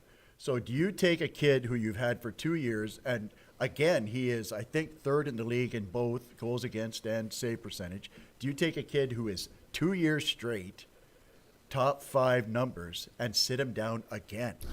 You know what I mean? So it kind of, the only reason that I defend and justify continuing to alternate, at least at the start, is because that's what you've done all year. And I believe that some coaches and managers in other sports tend to outsmart themselves and change up the way they operate for playoffs. If you have been rolling on, and to Clarke's, 6 regulation losses in 50 games. Unreal. 2nd in the league in goals scored, 1st in the league in goals against, 19 shorthanded goals, 92% penalty kill. Yeah. The only adversity they ran into was right at the start of the season. They started off with that 11-game heater, and then they went for them cold, 5-3 in the next 8. They lost 2 in a row, and they had a little team meeting, and they haven't lost 2 in a row since. So I believe that just to keep things going, you continue to alternate. Now, the way it's going to work, apparently, is that Armelin still won't be ready Friday night. So it's definitely going to be Booth Housego in Game 1 at home on Friday night. Game 2, they're not sure. They don't even know who they're playing yet. You would think Sunday afternoon if it's Waterloo, probably Saturday night if it's Strathroy, if they can get ice. But as it stands right now, Armelin won't be ready to go for Game 1 of the playoffs. So that's what we know, is that Booth Housego is at least going to play Game 1. Dylan, you being a Middlesex County boy, are you kind of jealous with what's going on in Perth County right now with the junior B hockey? You got 3 out of the top 4 spots are from Perth County. You know what, Perth has got it going on right now. I'll tell you that, Les. I mean, it's been impressive to see what they've been, what you guys have been able to do up there. Whether it's Stratford, St. Mary's, Listowel. I mean, it's a really good show that Perth County's put on, and maybe maybe next year Middlesex County can clap back a little bit. But this year the hockey in Perth has been outstanding. All right, we're going to move on to the Eastern Conference, and this will be a little quicker than the Western Conference. I keep track of the Eastern. I watch some games. I watch some highlights in that. The first series is going to be St. Catharines and Hamilton. Hamilton, like we said, finished a couple nights ago, had their 50 games in, were in 7th or 6th spot comfortably, and ended up in 8th. Not to their own chagrin, but they ended up in 8th. I still think St. Catharines is going to take this one in a walk. I think that'll be probably the 4-game series, other than the St. Mary's series maybe. So I'm going to take St. Catharines in 4. What do you got for us, Dylan? I think it's going to be an intriguing series. You know what? I think St. Catharines is so dominant, and they have been all season long. They've got one of the best goaltenders in the league. We're just talking about the strength of goaltending in the Western Conference. Hayden Jeffrey out in St. Catharines is just outstanding. They've got, the scoring. They've got a good defense as well that the Falcons do. Hamilton's a really young team, right? They've got a lot of young players on that squad. Ryan Woodburn, the captain of that team, has shown really great leadership all season long. You've got guys like Nick Kiss who can score some big goals for them. Campolo, one of their leading scorers all season out in Hamilton. So I would say not to underrate the Kilty Bees. You know what? I think that they've got a talented team. For a while there, they were up near the middle of the pack in the Eastern Conference, and they're such a young group that maybe they catch fire for a couple of games in this series and really give St. Catharines a run for their money. I think it was Jason that said it earlier in the podcast, but it's the playoffs, right? Anything can happen, and we hear that repeated so often. I think St. Catharines will take this series, but I'll give Hamilton a game. I'll say probably 5 games here, and the Falcons pull it off. Okay, Razor, what do you got for us? Well, I probably would have said 4 straight, but the Falcons are only 5-5 in their last 10. I don't know if that's, the same thing like St. Mary's has run into. They had it wrapped up, and so they took their foot off the gas. But you got to be careful when that happens. I think St. Catharines is more experienced. Dylan, you hit the nail on the head. Hamilton's got a young team. You just go down the list. You've got Jeffrey in net. He's 6'3". You've got Nathan. How do you say it? Duplessis. Duplessis. Yeah. Yeah, the kid's 6'2", 234. And he's their top scorer. They're just loaded. They got a lot of 20-year-olds, 19-year-olds, and then they got 2 rookies too that are in their top 4 in scoring on their team, and Mustafi and Gates. And these guys are just built for the playoffs, and I've been hearing you guys talk about them since Christmas and the showcase tournament and stuff. They had some guys represented there. I think it's going to go 5 games just because St. Catharines has a little bit of fogginess going on. Only 5-5 in their past 10 games. Well, the thing I notice about Hamilton is that they are probably the single most uninteresting team in the league, and I'll explain what I mean by that. They don't have a single 20-goal scorer. They don't have a single player on their team that has 40 points. They have a bunch of guys that might do something to you. So they're hard to play against in the context of, there isn't a line that you have to really shut down because they've got players that can do that. But I tell you what, about 3 weeks ago, I drove up to Ayr to watch St. Catharines and Ayr play. And that was the second time this year that I had seen St. Catharines. This is a team that looks like a senior hockey team. They are maybe the biggest junior team I have seen in a generation. Duplessis, like you said, 235. I'm not going to go ahead and compare him to Eric Lindros, but I watched him do Eric Lindros things. He went in behind the net for a loose puck with an Ayr defenseman. He knocked that defenseman 4 feet in the air. He picked up the puck, threw it out front to Mustafia. I hope I'm pronouncing that name right. One time in, just boom. Like it was a nothing play dumped in, and Duplessis just went whammo. He doesn't skate real well, but when he gets time to set up and go down, you cannot get the puck off him. That kid impressed me so much. They're defensively rock solid. They're a really together team. They really like playing with each other. And the goalie, looks like they got 2 goalies in net. He takes up so much room. This team is built for the playoffs. As a St. Mary's Lincoln fan, I have all kinds of respect for Stratford and Chatham and Listowel and London and Ayr and Fort Erie and Caledonia. But the only team that really scares me as a Lincoln fan is this St. Catharines team. I think they're going to win 4 straight, and I don't think any of them will be close. Yeah, I've only seen St. Catharines this year. We played them in the showcase. That early morning game that Yeah. we didn't want anything to do with. I think Dylan was there for that game as well because I think the media outnumbered the fans and the scouts. I'll do the internet scout thing and say, just by their records, St. Catharines will beat Hamilton, but I really have not seen Hamilton, so I really don't have anything to say about them. All right, and we'll move on to the next series. Just before we move on, I just want to say that top 3 teams in the Eastern Conference all finished with 72 points, which baffles my mind. Yep. But play 50 games and you get 3 teams tied at 72 points. Well, right. Dylan, didn't that happen in the West? Was it last year or 2 years ago where 3 or 4 teams were almost identical records? Yeah, almost identical. I don't think we had a 3-way tie. Not in the like this, but there was separated by a point or 2. Like LaSalle and London and St. Mary's all finished almost dead even there, and there was a 4th team too. I can't remember who that was. Yeah. So the Ayr Centennials are going to play the Brantford Titans, 2 former Midwestern Conference team. Ayr was at the beginning of the year was the team in the go. They came out of the gates and they didn't look back. Then they lost their goaltender to Guelph, and that sort of turned everything around. They still played well. They still finished second. Weren't as flashy as they were before. They're still a big body team. playing the Titans, I think the Titans is going to give them a little bit of scare, and I'm actually going to take the Titans in 6 in an upset. Wow. Wow, that is an upset. Well, they won I 3 of just 4, think- did they not? Did Yep. Brantford not win Yep. 3 of 4? All right, Dylan, what do you got for us in that series? You know what? Brantford really gave Ayr a good run this season. You're right. I can't say that I'd pick them in 6 games. I can't say that I'd pick them at all because I really do believe in what the Ayr Centennials offer.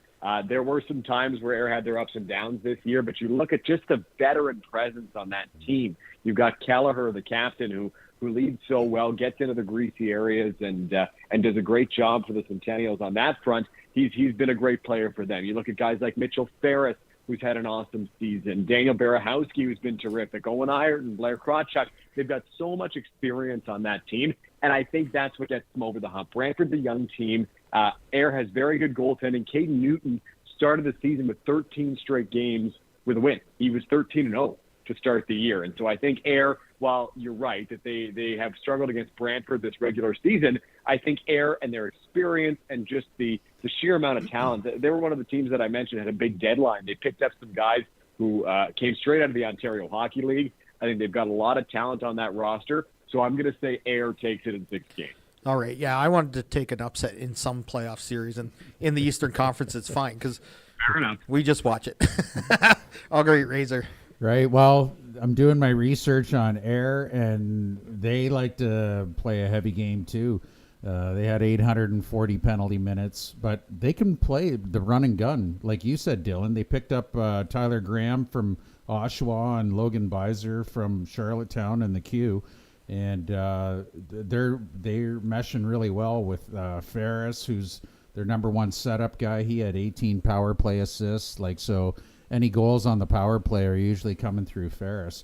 But I just think that, once again, if they can get the goaltending, and, would you say Newton is their number 1 guy over Hartwick, Dylan? You know what? I think it's a good question. Hardwick, obviously, who started with Elmira this season, came over, has just played recently with the Centennials, dealt with an injury in the middle of the year. I would say you got to go with the guy who's been there for you all year, and that is Caden Newton. Newton has had a really good season. Like I mentioned, started the year 13-0, so I would say that Newton is probably your game 1 starter if you're the Sens. Gotcha, because he's a big dude too. Well, they're both big. Newton's 6'3", Hartwick 6'2", but Newton's only 17, so good on him for if he gets the reins to start game 1 and run with it. Because their defense, McHattie, he's 6'4", 180 pounds, and you've got another defenseman, 192 pounds, Josh Hutton. These guys, they look like they can play it any way you want. So I think that they'll, if they end up meeting in the finals with St. Catharines, that could be interesting to watch as well. So I'm going to say Ayr in 6 games, just because it sounds like Ayr may not be able to get it done as quick as they want, but I'm going to say Ayr in 6 games. Well, you're right. This is a nightmare matchup for Ayr. Of all the teams to see in the East, this is the one they least want to see. Brantford is sort of the Eastern Division version of Elmira in that they've got Sabo and they've got Chrysostomo. I hope I said that right. 2 guys who are right up there. The thing that's really an X factor in this series in Brantford is they were second in the go in shorties, shorthanded goals. Both of those kids I mentioned had 5 shorthanded goals in the season. And but Ayr, I watched them play 3 of they had a 6-game slobber knocker against the Siskins last year that got really, really nasty. In fact, that's why I started watching it. I was watching 519 highlights of this craziness going on in Waterloo. I'm going, I got to watch some of this. So I went up to Ayr and watched a game. I went up in Waterloo, and then I went up to Ayr for game 6, which was a triple overtime game. And I'm telling you, Ayr is nasty at home. Their coaching staff get them so fired up. They play fast. They play a little bit like that high tempo like Fort Erie plays. But they also play with a severe edge, like a little like Listowel does. But they've got more offensive upside. They're a very dangerous team. I think Brantford's a terrible, terrible matchup for them. But I think if Ayr starts playing the way I've seen them play in the playoffs, I like them in a shorter series. I like them in 5 games. Great. I was just thinking that as you were talking there, Brian, that Ayr reminds me of Listowel. They've always been tough to play against. They can play kind of any game that you bring to them, right? They sure sent Stratford a message early on this year, didn't for they? sure. They beat them like 6-0 or something like that and pushed them around. It was not a good night for Stratford. No, it was a good learning night. It was for that Stratford, was early when they had a lot of rookies who weren't used to playing a game like that. But that's what Air's going to bring in the playoffs. Yeah, and those are important lessons that our group had to go through this year. But you know what? I really think, obviously the series is going to be won with what happens on the ice. But the way that Brantford's obviously been able to figure out Ayr during the season, they're doing something right. And so I think a lot of this series is going to be tweaks off the ice and the frustration level that Brantford can give to Ayr. Now, Brantford gave us some fits last year in the playoffs. Yep. I know it's a different ownership group and new coaches are in there, but they seem to be doing the same things. I haven't watched them play live a bunch this year, but I have, followed the scores and schedules, and they've won some games against some teams nobody would give them a shot against, right? So again, it's the playoffs; anything can happen. I do think Ayr will probably come out on top at the end of it, but I think Brantford's up to the challenge to try and frustrate Ayr and get under their skin and play the bad guy here. All right, we'll move on to the next series. Fort Erie Meteors against the Cambridge Redhawks. I was talking to a bunch of Cambridge fans who come over to Elmira on Sunday to see the Stratford Warriors because they were so used to come to Stratford all the time. I was talking to them.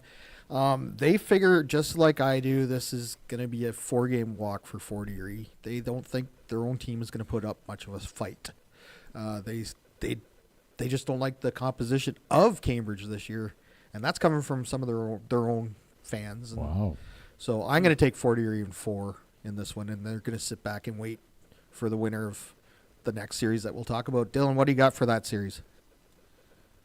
Fort Erie in 4 is quite the prediction, Les. I don't know if I agree with it just because I think that Cambridge does have their fair share of talent on the team. I think that their top line is pretty good there. You've got a guy like Reed Gamage who can score. The young guys, you've got Weston Cameron, Ryder Simpson, 2 guys who have had a major impact for the Redhawks this year. Leonard Nysa between the pipes, he can catch fire in a hurry and maybe steal a game or 2 in that series. With that said, I do think Fort Erie is a fantastic hockey team. And you know what?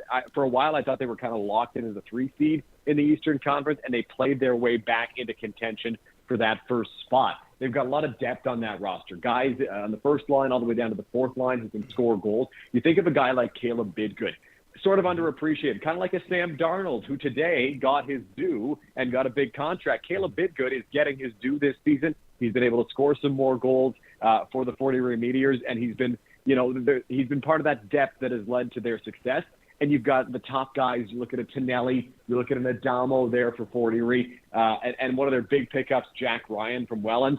I think Fort Erie is a very, very good squad. So I will pick the Meteors. I will say in 6 games. I think Cambridge and Leonard Knights are able to pick up a game or 2.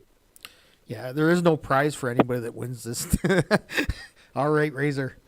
Well, just looking, once again, starting with the goaltenders, there are 2 goalies. John Lloyd, who's 20, he's got a .924 save percentage, and Finn Moffat, who's their rookie at 17, has a .915. Like, those are 2 1A, 1B goalies. Like, it starts there, and they're both 6'3". Then you get into it, like Dylan said, you got Tonelli. They're small, but they're fast. It looks like they're forwards, and they've got a lot of 19 and 20-year-olds. And you look at their defense, they picked up Derek Smythe from the Ottawa 67s. He's 6'5". Then you've got Dustin LaRiviere. He's 6'6". Like, these guys are monsters back there, and I just don't see Cambridge being in a series longer than 5 games. So I'm going to say Fort Erie in 5. Well, I tell you what, I know Fort Erie fairly well. We saw them last year in the Sutherland Cup round robin twice, and they're one heck of a hockey club. They are so well coached. They play they actually were almost mirror image to St. Mary's last year. They played identical games. They played each other 3 times. They played in the crossover, and then they played twice in the round robin. And Fort Erie came to St. Mary's, so I was able to see them play 3 times in the season. And this is by and large, there's a lot of guys back from that Fort Erie team. They're the defending Golden Horseshoe champions. And they're so well coached. I can't remember the coach's name, but Nick Pissarro. Thank you. And he's right up there with Jesse Cole as far as systems go, with really disciplined defensive systems, teams that are really hard to score on. And, of course, Tonelli is an absolute peach to watch. They play the game at a really high pace. They love to pressure the puck in all 3 zones. I love Fort Erie, and I hope that's another reason why I'm cheering for Ayr, is I don't want anybody to rob me of what's going to be one of the best series all playoffs, Ayr against Fort Erie in round 2. I'm hoping for that because those 2 teams are going to play one heck of a series. It's kind of like London and Listowel is going to be one that you're going to definitely want to watch. I like Fort Erie in 5. I like Fort Erie too. I'm not going to put a game number on it, but I would say with going through what we did last year against Brantford in the playoffs, if there's one team that has a goaltender that can really frustrate and win somebody a series, it's the goaltender that Cambridge has. So who knows? I think Fort Erie will outplay that and come out on top eventually. But they could lose a game or 2 solely on Cambridge goaltending. All right, and the last series in the East is similar to the series in the West of the 4 and 5 team. Who in the East is really 4 and who is really 5 doesn't really matter in this series except for home ice. Port Colborne's going to get the home ice by 1 point, but Caledonia has been a completely different team since the trade deadline. They've brought in some high, big talent, big guys. They're playing Caledonia-style hockey. We all know what that's like when they were in the old Midwestern. We played them last year. They're a big team. I'm going to take Caledonia in 6 games because they're just going to – I think these 2 teams in another series, they're just going to beat the living snot out of each other, and we'll have to see who survives it. Dylan. Beat the living snot out of each other is probably a pretty good way to describe what's going to go down in this 4 versus 5 series, because these 2 teams do not shy away from the physicality. And you can look at some matchups in these GOJHL playoffs and say, yeah, you know what, maybe the higher seeded team is favored in this round. You cannot say that about this series because Caledonia, like you said, Les, has been so good since the deadline, especially as of late. They struggled to find consistency, I think, early in the season, but they've really found that here. And as they take on a Port Colborne team who, yes, finished ahead of them in the standings, they're not going to give up. They're not going to acquiesce to Port Colborne. They're going to fight. They're going to battle. I think this series will go 7 games. It's going to be tight between the Sailors and the Corvairs, but I'm going to pick Caledonia to take this because I think Caledonia has just been so hot as of late that they're going to ride the momentum into the first round of the playoffs. Yeah, and the only thing I can think is maybe that Russian kid, Vasily Serov, could be the difference in this series if he gets hot. Dylan. Yeah, Serov's been a fantastic player for Port Colborne this year and kind of a revelation, right? A rookie coming into Port Colborne, and he's been so good for them. He's had some really big games throughout the year. Was on that McPherson tournament team for the GOJHL. Serov will be a difference maker. I love that Carter Timmons on the blue line as well in Port Colborne, right near the top of the defense scoring in the GOJHL this season. He can produce so much offense from back there, and he's a really talented player too. I think this is going to be one of the most exciting series in the league. We talked about how Listowel London's going to be great. Port Colborne Caledonia is going to rival that Listowel London series because I think these 2 teams are so evenly matched, and it could really go either way. All right, Razor, what do you got for us? Well, I'm looking at all the statistics of Caledonia. They're 9-1 in their last 10 games. They had over 1,100 penalty minutes. But folks, look at all of their guys that they've picked up. Their leading scorer, Ethan Quick, played for the 67s, the Colts, and the Petes. What a player he is. 199 pounds. He's solid.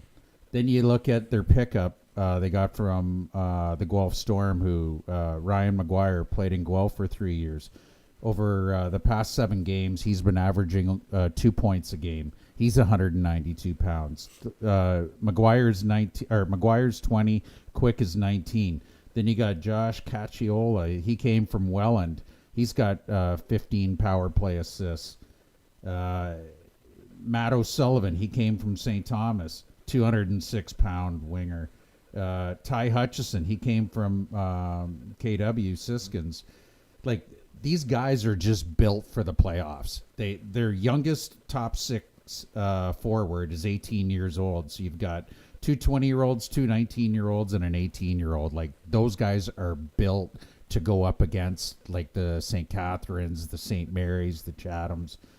And then you get into their defense. They've got three 20-year-olds and two 19-year-olds as their top 5D. Sammy Douglas, and he's 223 pounds. Travis Uhl, 215 pounds. These guys are monsters. I'm going out on a limb, and I'm going to say Caledonia is going to come out of the East. I just think that they've got all this firepower. Now, the only problem with picking up so many guys is sometimes they don't gel in time, because you got to be able to gel and be able to trust your brother when you guys are out there in the heat of battle. But I just got a weird feeling these guys can play any way you want. They can play with skill. They can play with toughness. They got firepower. They got OHL guys. I'm going to say that they're going to end up winning it all in the East. So I've got them beating, is it Port Colborne? Yeah. I've got them beating Port Colborne in 5 games. This series will get nasty. It will get nasty on the ice, and don't be surprised if it gets a little bit nasty in the stands. I'm here to tell you, man, this is a throwback Caledonia team, the same one we all hated in past years. That's this, and they've got their mojo going, to your point, Razor. Port Colborne is a revelation. I mean, they really haven't done a whole lot. They don't have a real good history as far as winning championships or anything like that. They've got a lot of talent, but I don't think they're ready to take on Caledonia. But it's going to get nasty, and I think Caledonia is going to win the game. Their series is probably in 5 games, but to be honest with you, I wonder how much they're going to get beat up in this series and then have to play the biggest team in the league in St. Catharines after that if there's no upset. So I'm not sure I'm prepared to grant them winning the East just yet, Razor. I won't put it out of the realm of possibility, but this series is going to be taxing on both teams. I will say that. Did you say 1,100 penalty minutes? They had to go in penalty minutes. That's like this. They came to St. Mary's and they tried to run St. Mary's out of the rink and beat them up and bully them and whatever. Yeah. And then you just look up at the score and it's like, hey, buddy, it's 4-1. And their fans are yelling at everybody. They're yelling at the fans. They're yelling at the players. They're yelling at the referees. It was like it got nasty there. And that was just a regular season game. And it was game 25 of 50. So I know how it can get in Caledonia. I've spent some time in that rink, in playoff series before, and it gets wild there. And if Port Colborne wants to push back a little bit, it might get really nasty. 1,115 penalty minutes. They just don't care, man. They just go. They don't care. Oh. They're like on paper, they look like a better version of the 85, 86 Streetsville Derbies, right? Where they just want to muck it up. Yeah. And they got a few guys that can pot them on the side as well. Yeah, so. For sure. I don't know what to say. Kind of speechless now. I'll pick Caledonia to win, and selfishly because one of our former guys, another great player, great human, Drew Agnew, is there in Caledonia. So I wish Drew the very best of luck. I'm going to have to look and see, because I don't know that Drew would be part of any of those 1,100 penalty minutes. He must be having a great time watching that. But, I wish them the best of luck. And I think, like someone else here said, the Listowel London series, that's going to be kind of the series in the East. It's the same thing with the 4-5 matchup. But I'm going to say Caledonia wins that one.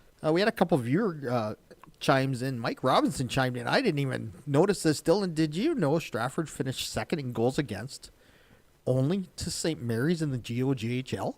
Sure, we knew that. I did. I was keeping track of that this season because I knew that both of those teams were so good defensively, and that stat just proves it right there. And Fort Erie and Stratford were virtually identical in goals against, and that's a testament to Fort Erie, how hard they are to score against as well. And Rhett Chessel's father chimed in. What did he say, Chester? He said, don't fix it if it ain't broke. He's our resident fact checker. Right? That's right. He's talking about the rotating goalies. Yeah. He's talking about that. There you have it, folks. There's our GOJHL preview of the first round of the playoffs. I think they're all great answers, and we went through an hour and 10, almost 20 minutes on that. It was great. Dylan, I understand you need to leave us soon. I do have to go. I apologize. Hey. I have other commitments at 7:00 here, so All right. I do have to run. But I want to thank you it's for. been great being on the Armchair Chirpers here. Yeah, I want to thank you for taking time out of your day and joining us. I know you're busy with school and everybody. What are you going through school again? Because everybody asks me, and I get it mixed up with broadcast entertainment, Vanna White, something. I'm in school officially. The program is called Sport Media at Toronto Metropolitan University. For those who may be unfamiliar, formerly Ryerson University. Yeah, They've downtown always Toronto. Had a great broadcasting program there. Yeah, they've always had a great broadcasting program there. And then about a decade ago, they started Sport Media, where we focus on sports coverage and broadcasting. So that's what I'm in at TMU for. So it's a 4-year program. I'm just wrapping up year 2. All right, and you do a lot of traveling. I think your mileage on your car is probably staggering, the amount of travel you do to school, from school to games, all around the 519 area. You went on a water slide this year.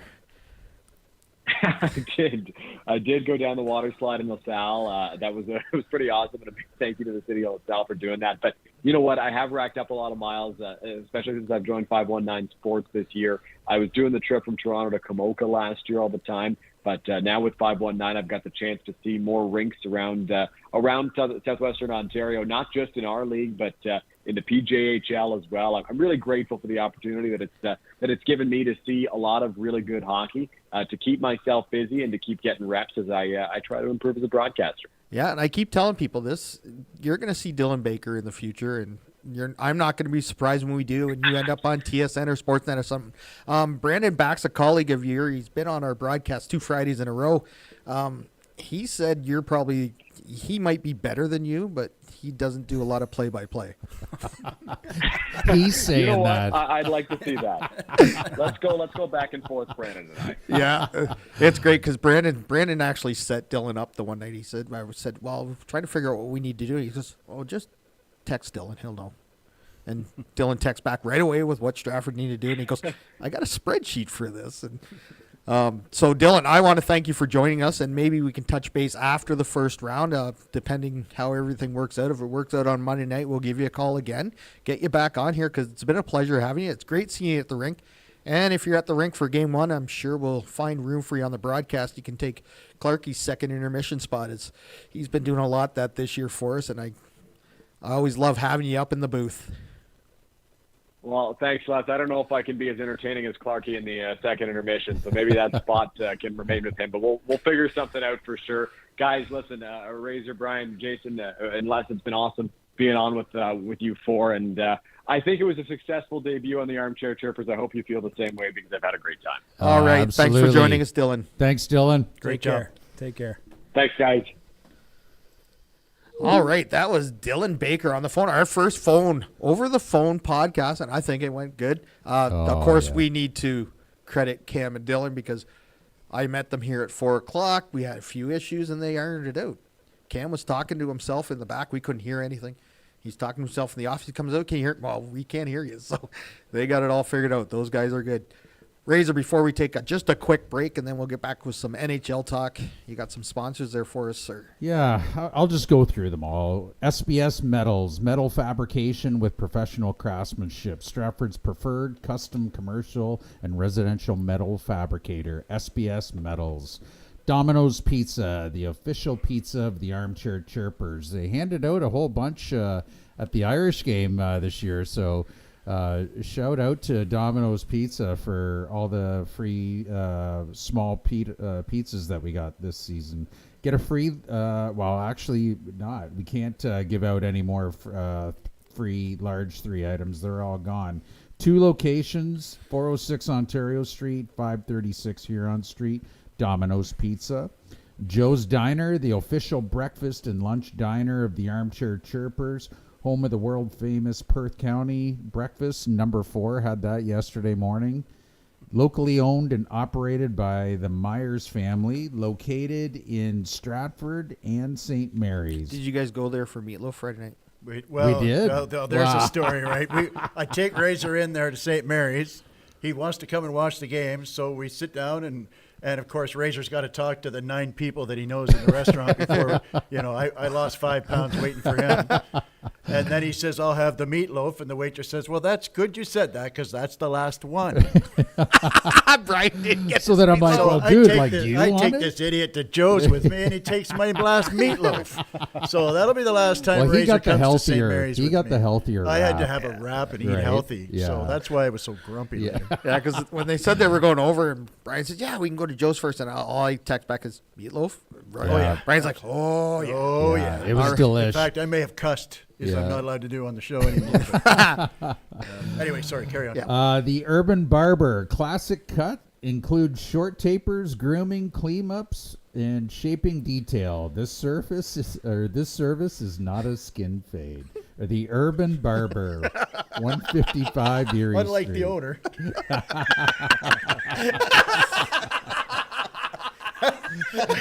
Oh, I'm going to get in so much trouble for that. Sorry. He's getting off his chair at the beach as we speak. Janet Lange from Home and Company. She puts the real in real estate. The official realtor of Armchair Chirpers. Janet Lange, Home and Company. Brighter Vision, Counseling, Psychology, and Wellness, providing compassionate and effective counseling services to individuals and families in need. They provide a safe and supportive environment where everyone can heal and grow. Brighter Vision, Counseling, Psychology, and Wellness.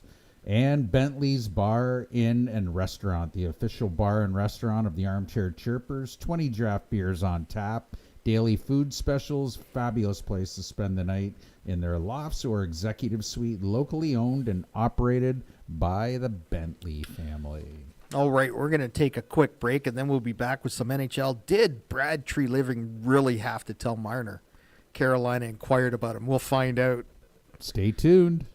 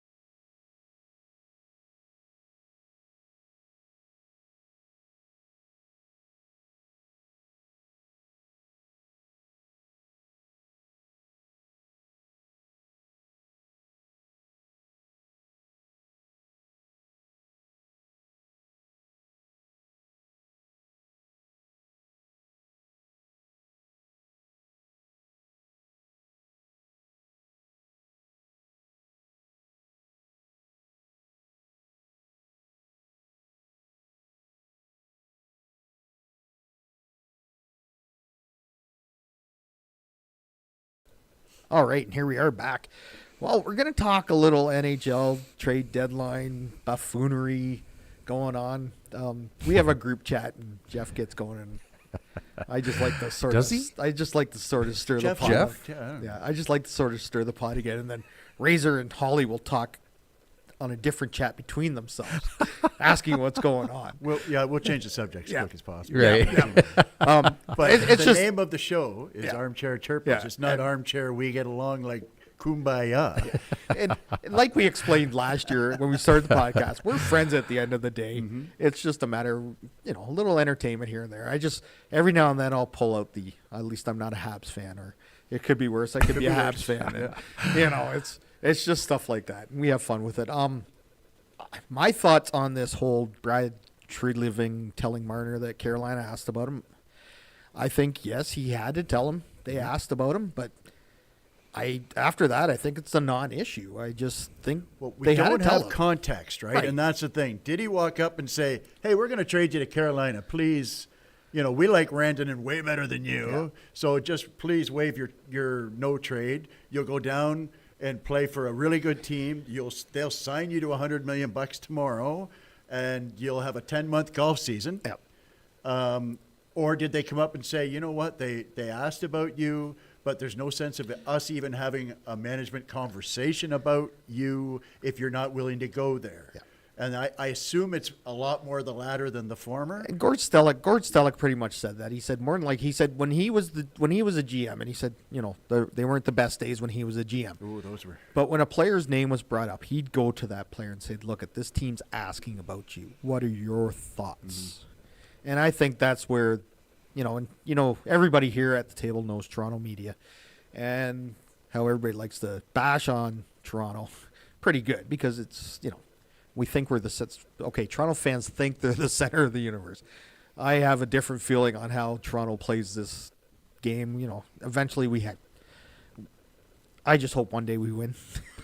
Well, I think that there's a couple of sides to it. You've got Toronto's side where Treliving thought that and kudos to him. He went to one of his star players, Core 4, and said, "Hey, look, Carolina's interested in you. What do you think about all of this?" He didn't say that they wanted to trade, but I kind of think it's his job to at least research it and see if there's any possibility to it. Where the story gets kind of mucked up is I'm hearing reports that Carolina said, no, we don't want to trade him to a guy in the Eastern Conference. Well, then to me that says that Treliving contacted Carolina. Yeah.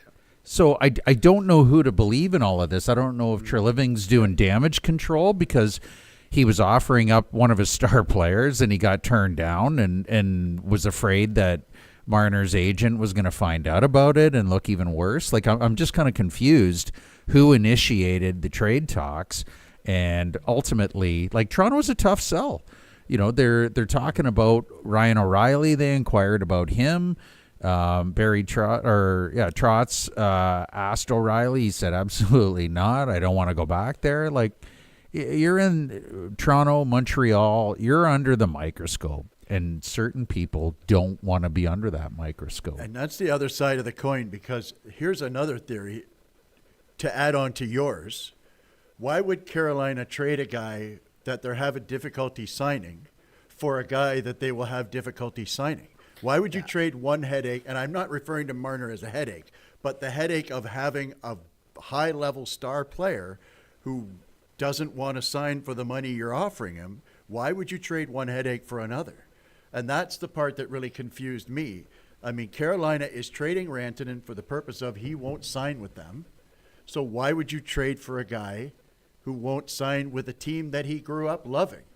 So the other side, another side of this, and this is why it's always fun when it's a Leaf thing, right? There's so much to think about and so much to dive in. And the fact that Marner keeps saying, no, I want to play in Toronto. But if he really wants to play in Toronto, then why hasn't he signed yet? Yep. And now the standard has been set. Does anybody believe he's worth? You can say whatever you want about both hockey players, but is it fair to say that he should be getting same or very similar money to Rantanen? considering Rantanen, he's probably got more points than Rantanen, but Rantanen has a cup. You could talk about all of the pluses and minuses. I think Rantanen set the bar. Well, what and it is. And if memory serves, it was 8 for 96, which is 12 a year. Yeah. And so shouldn't that make it easy for Marner to sign now? That's shouldn't what- it be easy for Toronto to just sit down and here's a piece of paper that says 8.96, exactly what Rantanen got, and he should say 100% let's go because I want to stay in Toronto. And so that's what makes all of this convoluted is the fact that this sure seems to be, it should be easier than this, but it seems really hard. Well, the one big thing that I was reading about, I don't have the exact stats in front of me, but Rantanen's playoff numbers are double what Marner's are, and he's got a cup, and it looks like Rantanen excels in the playoffs, steps up his game. Now, it didn't hurt that he was playing with one of the best players in the world, and Nathan McKinnon. So is Marner. Right. Yeah, but Matthews has his own problems, right? Like, he has trouble getting going and getting it done. He showed flashes of brilliance from time to time, but he's no Nathan McKinnon in the playoffs. You know what I mean? Like, McKinnon is just, he is Mr. Locked in. You know what you're going to get with McKinnon. With Matthews, he doesn't bring that. I love Matthews, but he does not, bring his A game every night the way that Nathan McKinnon does. And I think you've got, with everything that Marner went through last year and over the summer, I think he's smart and going, you know what? I might sign with you guys, but I want to see what else I get. If I get an offer from, a warm place or a state where I don't have to pay any state tax, yeah, I might do that. So if I was him, now he's rolling the dice. If he's an injury away from making a bad decision. Or but, a bad playoff performance. Right, exactly. Cost himself money. So he's betting on himself. Kudos to him for doing that. But it's going to be interesting. Hopefully, him being around all those guys in the Four Nations face-off is going to rub off on him. Well, in fairness, that's as good as I've ever seen him play. He was great. Well, I shouldn't say great in the first final. game. In the final, in the that's as good as finals, I've seen him play. the finals he played good, but in the first game he didn't do anything until he got that OT goal. And let's face it, he just picked up a pass from He and McDavid from did Sid. not mash at all. And yeah, he couldn't Until keep the it. end. He didn't know where to go, but yeah, that was a great play. He did. You're right. He did have a good game in the finals against the U.S., but I just thought he had an average tournament before that. But now is his time to come calling. You want to back that Brinks truck up? Show me in the playoffs, and then he'll get rewarded financially like Rantanen. What do you think, Clarke? Yeah, for sure. Wow. I don't know what happened, obviously, and none of us do. I would say everybody that's a free agent, their name was brought up, and their GMs answered a phone call about them, and whether they talked to their players or not, who knows? Did Rantanen go to Carolina and say, Toronto would be a team I'd go to and I'd sign there. I'd like to play there. So they called Toronto and asked about Marner. Who knows? But, as for the GM talking to the player, I would say it's a case-by-case basis, right? Treliving's going to get calls on all his players daily. Right. And he's going to pick and choose which guys because there might be something to it or there might not be, right? So I just think that's all there is to it. I don't really think it's that much of a deal other than it happened in Toronto. Yeah. So it's news. Yeah. Right. The thing that sucks for Treliving is that it overshadowed what was otherwise a pretty good day for him because he got Carlo and he got Lawton. And Lawton. Yeah. Yep. Now, did they You got that overspend- third line center. Did they We need overspend it. for Lawton? Who cares? Doesn't matter. Who cares? Really? I mean, that was my theory. I'm We a got Flyers two guys fan, with and I'm term happy is to what we get- got. I'm happy to get the first round pick. Last time we got Toronto's first round pick, it turned out to be Travis Konechny. Yep. But if you're Toronto, who cares? You traded away your next two first rounders. You've made it clear already that you're mortgaging everything. The for time this is year. now. This year, I mean, I think, we've said this before, this year or bust, but I think all the signs are there that are saying Toronto is truly saying this year or bust because they don't have a first-round pick for 3 years. Right. All right. I'm definitely not an NHL GM. But Yeah. when you can get good NHL players in your lineup, You spend for him, absolutely. you do it. Right. Right. I would think that would be the concept in your brain on a trade deadline day. And I can also say, as a Flyer fan, you will like Lawton. Yeah. I mean, I realize he was -2 in his first game. Yeah, but as my old he pappy traveled used to across say, the country you to know, play a 5 o'clock game that, You know, he They played say up there. he's Just one getting of the used to the Leaf thing. well, you know, he's got to he's got to lower his IQ a bit to get. Considering he played for Torch, man, that'd be a real drag. You're playing for Torch. Well, you're that's saying Nirvana, Stanley right? Cup champion Berube a step down? I'm saying he's not Torts. And who is? Yeah, Really? that's who is Torts? Who is this? so- Anyway, the point being that the Toronto fans will love Lawton, and I think that he will be a really good player for them in the playoffs, whether it's 6 games or 16 games. I don't know, but I think you'll learn to like They him. said he's one of the best liked players in the whole league. He's like a Joe Sakic, where people just respect the hell out of him the way he plays the game. All right, I want to do a little around the table here. I want everybody to pick one winner and one loser from the trade deadline, and I'm going to start. I'm going to say the biggest winner is Colorado. They got bigger. They got more talent. They got the best out of that Rantanen deal, no matter what anybody wants to tell you. The kid that went from Dallas to Carolina, he's going to be a good hockey player, but he's not the 2 guys that went to Colorado.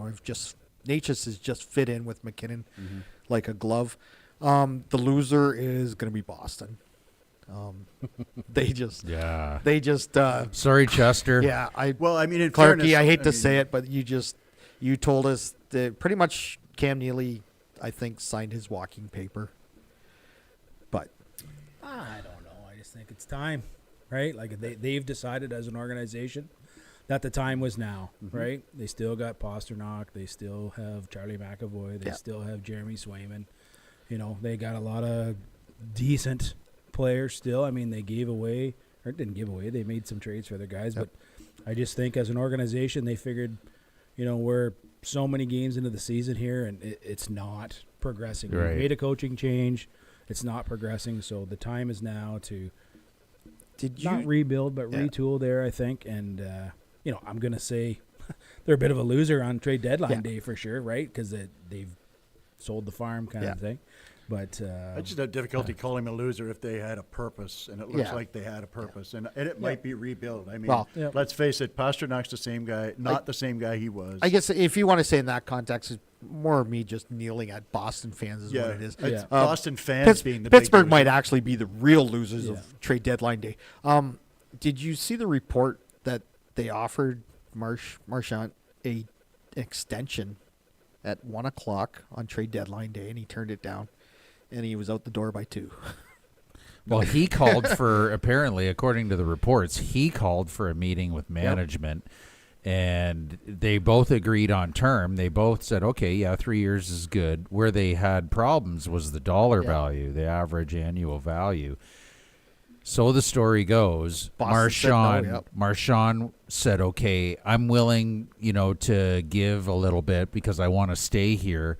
And according to reports, take it with a grain of salt, Boston was not willing to budge. And so I think Marchand felt like as if I'm the one giving here. I've earned whatever number he spit out, and Boston wasn't willing to do it. And so then that's when he said, okay, I think maybe I should go. Did you see, I just seen it towards the end of the day here, but the Marchand clip in his Florida game. Yeah. He was choked up. Well, yeah, and that leads me to believe that they were there, but he had said one thing in that clip where they got me to this spot. So they worked with him to get him to Florida. Exactly. In that deal. Yeah. Because and he thanked him for that. Yep. when was the last time you seen division rivals make a trade like that? Not too often. And two Like on the last same time I day. can think, Right. Toronto did that. We traded Russ Courtnall to Montreal for John Kordick or something like that. The last time I saw that was when the New York Giants traded Saquon Barkley to the Philadelphia Eagles, and he goes on to win a Super Bowl MVP. Okay, Razor, what do you got for winners and losers? I think the winner of all of this is Dallas. They're built for now, and they're getting Sagan back. He's just playing that long-term injured reserve game right now. It's Dallas's turn to play that game. I think once they get him back, you've got Ben, you've got Ottinger, who's still good in net. I think Dallas ended up winning it by getting Rantanen, and they got him signed, so they've got him locked for the foreseeable future. The team that I think that lost is Carolina. Like, what were you thinking going after a guy, giving up Natchez, who's now flourishing alongside McKinnon, and you didn't have him locked in? playoff. Like, all you had to do was watch. It's no coincidence why Jim Nill's been, 2-time GM of the year.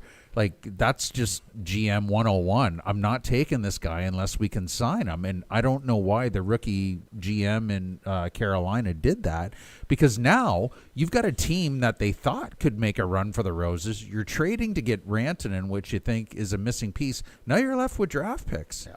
Like, it Well, just makes Stankoven's he's a good player. Stamkos Yeah, is but a they- stud. He's but not a stud they- yet, but I think yeah. he will. But be. they don't have Yeah. the wheels to go deep into the playoffs. Yeah, and there was a lot of people that picked them this year to make a cup run, and it's gone south. And, for and them. now all of a sudden, like and if you're the owner, like Rob Brindamore, I haven't gotten into the whole article, but Brindamore was saying right off the hop, like, why did we go after him? Like, he's got to be frustrated as a coach, because now it's just made his job a hell of a lot harder. So I felt like they turned a profit on him for the long term. 2 firsts and 2 thirds, and Stamkoven is a nice haul for a guy you had for 5 minutes. right. and lost 2 decent players. Well, I mean, for when him. you think about what they actually traded was Natchez Nikash and Drury, right? for and a couple of picks that Yeah. were lower level, I think a 4th and a 7th, and got back Stamkoven, a real live prospect that's going to be a solid player. 2 first-rounders and 2 third-rounders. So, he made lemonade. But yeah, now the problem is the short term. They Right. made it at the expense of the short term, which is what they're running towards. And I feel bad also for Rod Brindamore, Yes. former Flyer, who Rod the Rod the Bod. Bod. just like Clarke, a former Flyer, Very true. and so I feel bad for him because he's such a great coach, and they had an opportunity to make some real noise. And when you look at the Eastern Conference, there's really only 4 teams you're really worried about. I mean, and Carolina was one of them, I Yeah. thought anyway. Toronto and Florida and Washington and Carolina, I thought were the 4 best teams, and now they're not. I don't know if Carolina's one of those 4 best teams, and if they go into the second round and have to play one of those other 3 teams, have they got the horses to beat one of those teams in the second round? Okay, Brian, who do you got for winners and losers? I thought the winners were Florida, because it's not just about Marchand. It was also Seth Jones out of Chicago. They picked up Nico Sturm, a good depth piece. But I can't wait. For the first time, I get to see Sam Bennett in between Matthew Tkachuk and Brad Marchand. And that is, that black sandpaper, the one that can remove a fingernail? That's what that line is. There's a cool name to give him. I don't know what that is. But when you line up for your first game of the playoffs and those 3 guys hop off the bench and you're going, the thought of 7 games against these idiots, and you just go, oh, They're already Jesus. dubbing him the Rat Line. Well, and that's a week out. I'll come up with something better. Yeah. Give me a minute. Like said, I put it's in the just- group text. I said, who's going to have to break up the fight in the first practice between Oh, my God, Marchand man. and That Tkachuk is- when Tkachuk's back finally, right? That's a line that would have been right at home, being the second line on the 75 Philadelphia Flyers. Right behind Clarke Right. and McLeish and Reggie Leach comes those 3 idiots. Jimmy and I'm Joe thinking, Watson. Oh, my God, man. I love that line. And Seth Jones is an off-the-radar add to an already deep defense, which now apparently we're just hearing about Aaron Ekblad, who's getting some time off. 20 games. 20 games, which is about what they have left, but he'll be back for playoffs, and you can bet Florida will. Performance enhancing substance. He's saying That's it's a whole year in the MLB. He's saying it's drugs that he took to help with an injury. Yeah.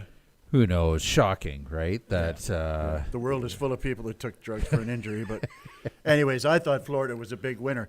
I have spoken to a couple of Montreal Canadiens fans, and they are comfortable with the decision that was made by management, but I consider them to be a loser, and I'll tell you why, because they're in a very similar position to where my Flyers were a year ago, where you were pushing for a playoff spot, but you knew you didn't have the team, and the GM went, and I hear a rumor, and I don't know if it's true or not, but I heard a rumor that Suzuki came to them and said, don't trade anybody, we're going to do this and do that. And the GM said, fine, go out and show me. And they were unbeaten in 5 straight. And the GM said, okay, go. And I don't think that's the way you want to run a hockey team. They had expiring contracts. The other Canadians fan, I said, we've got a bunch of draft picks already. And I'm like, you don't have a team. You don't have a team that's going to contend for the Stanley Cup. You're very young. Your core is very young. You still have the ability to draft players to add to your core that they'll grow up together. I thought it was a real lost opportunity for Montreal to get better for the future, because even if they sneak in, you get in 8 and you run into that aforementioned line, and what is Suzuki going to do against that? Like playing against Sam Bennett for 6 games. He's going to do nothing. Nothing. Right? So I just thought it was... I thought it was a wasted opportunity to trade off some expiring contracts. And even if you only pick up a 4th and a 5th rounder, we can all Google and find lots of good hockey players that played years in the league that were drafted in the 4th and 5th round. Yeah. I wasn't going to pick on the Habs because... Well, I am an equal opportunity basher. Because Jeff's not here to defend himself. That's right. Clarke, what do you got for us? I was along Razor's thought process there. I really thought Dallas did great things. And maybe the worst thing that they have in front of them is a potential first-round matchup with Colorado, right? That's going to be a heck of a matchup. Man. Both teams are so good, and to think that one of them are going to be done, but that's the league, right? Yep. So be it. So, another team that I thought did fairly well, though, was the Winnipeg Jets. You know what? They didn't add anyone super flashy, but they added a lot of grit and kind of playoff guys that are going to go through the wall, They got right? Shen, right? They got Shen and Tanev. And Tanev. So, Yeah. I mean, Right? So I think those are 2 real good pieces. Again, I talked about it earlier, like real solid NHL players that can come in and they know what it takes. Tanev won a cup last year. Right. And so I think they did a real good job. Carolina, I'm with you there as well. And I would say kind of to what you were talking about, Brian, a lot of the teams that are in the playoff picture or fighting for the playoff picture that either did nothing or very minimal things, to me, just collectively, if the deal's not there, the deal's not there. But if there was opportunity to make your hockey club better and you just sat in your hands and did nothing, I know it's a business and financially maybe, the money didn't work out. But anybody that just kind of sat on their hands, for me, because there was a lot of players that moved. It wasn't a huge day, but it was like the we've seen in the busiest past. day in the last 5 years, Yeah. I think, Yeah. wasn't it? The only exception I would give would be Columbus, maybe, because they came out and said before they weren't going to do anything. Yeah. They want to play this season out with what they got, and the things that have gone on in Columbus, all the more power to that team. Yeah, and if that's your mindset, right, Yeah. and that we're status quo with our group, this is how we're moving forward, so be it, Yeah. right? But if you missed out on a piece that moved somewhere that's going to be a real shutdown D-man that's going to play a 5-6 role, and you didn't move on him, and that's maybe your Achilles heel, as you sneak into the playoffs, well, I would say you probably should have did that move then at the deadline. You Yeah. could've. Does Luke Shen get the tribute video in Pittsburgh? He was there for about 3 hours. Yeah. I think. That'd be like the Jared McCann one in Toronto, right? Yeah. I see the guy that went out to, or we thought was going to Seattle, signed an extension with Seattle. Who was that guy that played in Toronto that should have went out there instead of McCann? Oh, I can't think of his name right now. Yeah. Somebody's got it.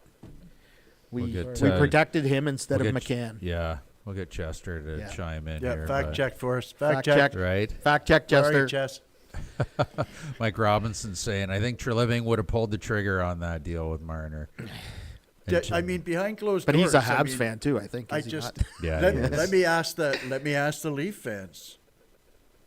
They're both free agents. Yep. You can go and get one of them. Who do you pick? If you get Rantanen under contract, They're both free agents. You can sign one or the other. You Honestly, got $100 million. You're going to have one or the other for 8 years. Who do you get? Go. I would have kept Marner Yeah. just because you have a better chance of him staying.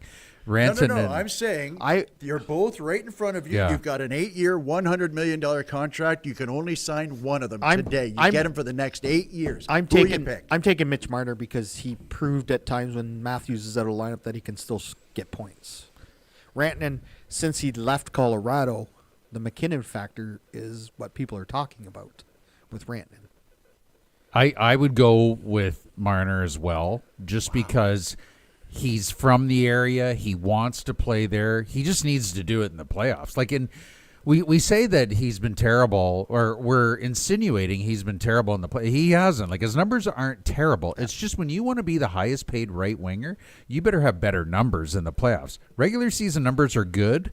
His playoff numbers are okay, but okay doesn't deserve you 12, 14 million per. Like, Now- that's what I think most I'm fans are shocked. I pissed really off am with. shocked. I'll Did give you I'll guys give you some given the option? context on this though, Brian, with Rantanen. Sure.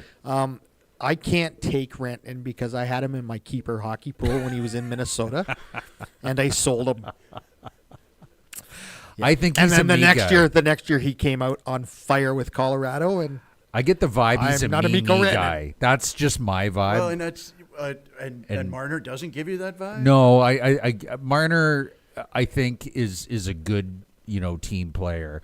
It's just that he hasn't produced the numbers to warrant the numbers that go into his bank account every 2 weeks. That's my opinion of we'll Mitch get Jeff to Marner. chime in on this next Monday. Well, I because- think we know where Jeff is yes. on that. to Well, be no, honest with actually, you. he's not a big Rantanen fan because No, Rantanen's well- done. If you look at our group I text, would take Rantanen. I would I think take where you're Rantanen, going down, just because if I'm a Leaf fan and Hey, on, there's Hail always room. Marys. There's always room.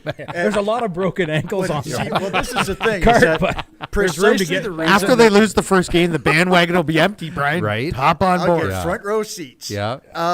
For precisely the reason that Razor said, if I were a Leaf fan, I wouldn't give a rat's patootie. I wouldn't give the north end of a southbound cow what he does in the regular season, because I've been waiting my entire life for this team to win a Stanley Right. Cup, and Rantanen has proven that he performs in the playoffs, and that's really I don't care if Rantanen got 50 points if he got another 30 in the playoffs, and that's why I'm shocked that you guys both would take Marner. I'm absolutely shocked by that. I just respect your think opinion. I asked just your think answer. that he's the beneficiary of playing with McKinnon, and now he doesn't have that. It's going to be interesting in Dallas, to see what he does. I guess the only thing I'd say about that, and I'm not trying to be argumentative, is just that Marner is. I think it's fair to say Marner's more of a setup guy than he is a Correct. scorer. Correct. And he's playing with one of the top 3 or 4 snipers in the game. I think he's in an ideal position. Who's hurt? Like that's Well, he's hurt what now, I hate. But I mean, we talk about. I mean, we can't go on injuries, right? The Yeah. thing. I mean, Matthews has been a shadow of himself. Yeah. Even the biggest Leaf hater has to respect the fact that this guy can pot 50 in any given season. Yep. But he is a guy who likes to set up, playing with one of the best finishers in the league, and they still haven't been able to make it work in the playoffs, and that is befuddling. And Yeah, I'm they're sure gonna to have all Leaf fans. They're going to have to figure that out this year, right? I don't know what happens this run. if they go out in the second round, which is probably not that much of a stretch, just because of the opponent they're going to get in the second round. if is going to they be, don't end up in first, your second round, and we're all making a lot of assumptions here, but if they don't end up in first, they end up second or third, their second round opponent is one of Florida or Tampa. Not very appealing. Yeah. Like Tampa, we haven't even talked about Tampa. And Tampa, they've they were loaded up. winners. They Right. were winners, if not the winners. Right. Tampa were winners at the trade deadline, and everybody looked at them when they let Stamkos go. It's like, well, that's the end of the era, but they've still got Right. that Russian kid in net that can steal a series at any Right, given who's time. playing again, and Yeah. they got Kucherov excited And again. still, Hedman is still, Gunsel. yeah, and I Like, mean, how do you not love yeah. Jake Gunsel, right? So I totally blew that Seattle reference. It's actually Utah. Alex Kerfoot was the Kerfoot, yeah. Okay. Shea Weber got traded again. I Yeah. didn't even know. I'll be honest with you. I didn't even know Shea Weber was still alive. and don't get me wrong. I think when in his prime, Shea Weber was the best Canadian defenseman alive. But at the end of the day, I thought he was. I haven't even heard his name called in the longest time. It's the loophole that Probably because he's in Utah. Right? I don't like that loophole. Somebody needed to get to the cap, or somebody spend need to money? get to the cap and spend some money. All right, I think that's going to actually do it for us tonight. We had a busy night. The GOJHL playoffs, they're going to start this week in full fury. Like I said, if you want preseason ticket sales for the Stratford, whenever they start, it will be Wednesday night, 5 to 7 at the box office. Go talk to the general, and I'm sure Roger will be down there, and all the old boys club will be down there hawking the tickets at the door. Hey, just one other shout out to the Stratford Irish for advancing into the second round. We should probably do it just real quick. I'll do a quick thing on the Irish. The fact that Friday, it was a 3-game weekend for them. Friday they went up there and gutted out a big win up in Petrolia on Friday night. And Saturday night was an interesting night because Petrolia shows up missing their top 3 players. Yeah. They have something called what they like up there to call the coach line. 2 of their best players, Marks and give me a second. I'm bad with names. Anyway, they coached the Leamington Flyers Junior D team, and so they weren't available. And Van de Voorn, who is a big 6'3", 230-pound bugger, he has pretty much wrecked his knee and is done for the year. Well, he is now because they're out. And so they're without all their top players. And they come into Stratford, and Jacob Knowles comes and plays a fantastic game in net for Petrolia and gut check time. And they need, when you're in the playoffs like that, you need a little bit of a break. And boy, howdy, did they get a break. It's a 3-3 tie, face-off in Stratford's end. He wins the face-off back to Adam Arsenault, who is playing on one leg, literally playing. You could see him skate, that he's literally playing on one leg and only playing because they're missing so many guys. He takes a wrist shot, goes off a Irish defenseman 8 feet in the air and drops in the net with 40 seconds left, and they win 4-3. Yeah. So the Irish go up to Petrolia last night knowing they weren't going to have Weir in net, knowing they weren't going to have Zach Magwood, knowing they weren't going to have Jaden Pekka, and they show up with 12 skaters and 4D and 2 lines. They look like, we used to do that in beer league, right? Yeah. But It's a good night in beer league. They're down. That's a beer league number because you hate it when that 11th guy shows up and wrecks all the lines, right? And drinks beer and all that stuff. But anyway, they're down. They're tied at 3 going into the third. They give up an early goal. And gut check time, they tie it up. And then Stokesy. Matt Montgomery scores with 3 minutes left in the game. They get an empty netter, win the series 4-2. Huge. And the shocker, it's been shocker first round. You were looking for upsets in the go. And to the celebration of many in this league, the Elora Rocks are out in the first round after losing to Strathroy, Love the it. 7 seed in 5 games. And now Tilbury, who were all but dead. They were down in the first game. They were down 4-0 in game 3, came back and tied it up and won it overtime. Yeah. And then won 8-1 last night to take a 3-2 lead. They play tomorrow night, game 6. So if Tilbury wins tomorrow night, either way, the Irish will play at home Saturday night against the winner of that series. If Tilbury wins tonight, it'll be them, obviously. Game 7, I think, is Wednesday back in Tillsonburg. And that'll be... The nice thing about it, though, is that with Elora, the number 2 seed team, getting knocked out, now Stratford doesn't have to go through 2 to get to 1. Stratford now gets Tilbury. They wouldn't have got 2 if there were no upsets. They had to play Alvinston in round 2. Oh, that's right. Sorry, they would have gone right to Alvinston. If they get through Alvinston, they probably still had to play Elora, who had their number. They played 5 games against Elora and only won 1, and that one was in overtime when Graham Brulot scored, and they tied that game up with 10 seconds left. Yeah. That was right after the incident. Yeah. And so Stratford is set up right now, especially if it's Tilbury, because they have absolutely gassed Tilbury all year long. Tilbury's defensemen are slow, and Stratford's forwards just skate circles around them. So it's the thought of having Stratford and Alvinston playing again. That was such a good series. So they're gonna, if they meet up, it'll be in the finals then. Stratford and Alvinston. It'll be for all the marbles. And last time these 2 teams played in the playoffs was Game 6 in Stratford, and there were 1,300 people. Yeah, it was crazy. It was a crazy night because Alvinston fans travel almost as well as back in the day when the Cullitons had those fan buses going. Yeah. They go to Waterloo and half the fans are from Stratford. That's Alvinston. And I just got to give a shout out to the Stratford Junior B Hockey Club. That was a classy gesture, you guys, congratulating the Irish on their first round series win. So I thought that was pretty cool, Clarke. So Yeah, very appreciate welcome. that. Yeah. They deserve Hopefully the there's- recognition. Hopefully there's lots of hockey to be played in the Willie this spring again, just Yep. like the last couple of years. Absolutely. Like I was saying earlier when we were talking about Perth County, folks, if you want to go out to a local arena and see some great hockey, there's some great hockey coming up in Perth County in the Junior B playoffs. The Irish, when we find out when they're playing next, we'll let you know on Well, our they're playing socials. Saturday for sure, one way or the other. Okay, so With- Saturday night regardless of who back wins here that at home. series. Yep.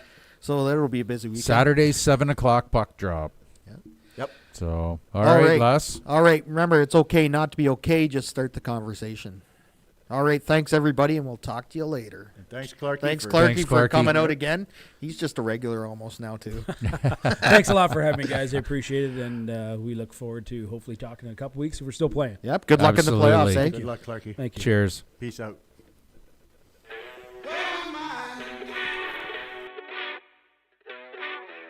Lovesick blind. Why do I climb these heights for you?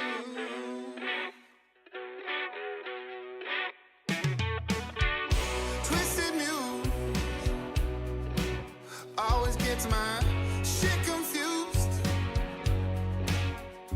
What's a man have to prove? Do I have to walk the night for you? Every mountain I've climbed, there's a valley low. For every highway I ride, there's a rocky road. She's got me beat, she's got me broken, right down to my soul.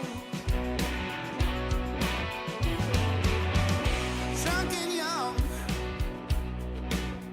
I asked to walk you home, but an aloof response had me on my own without you. I stumble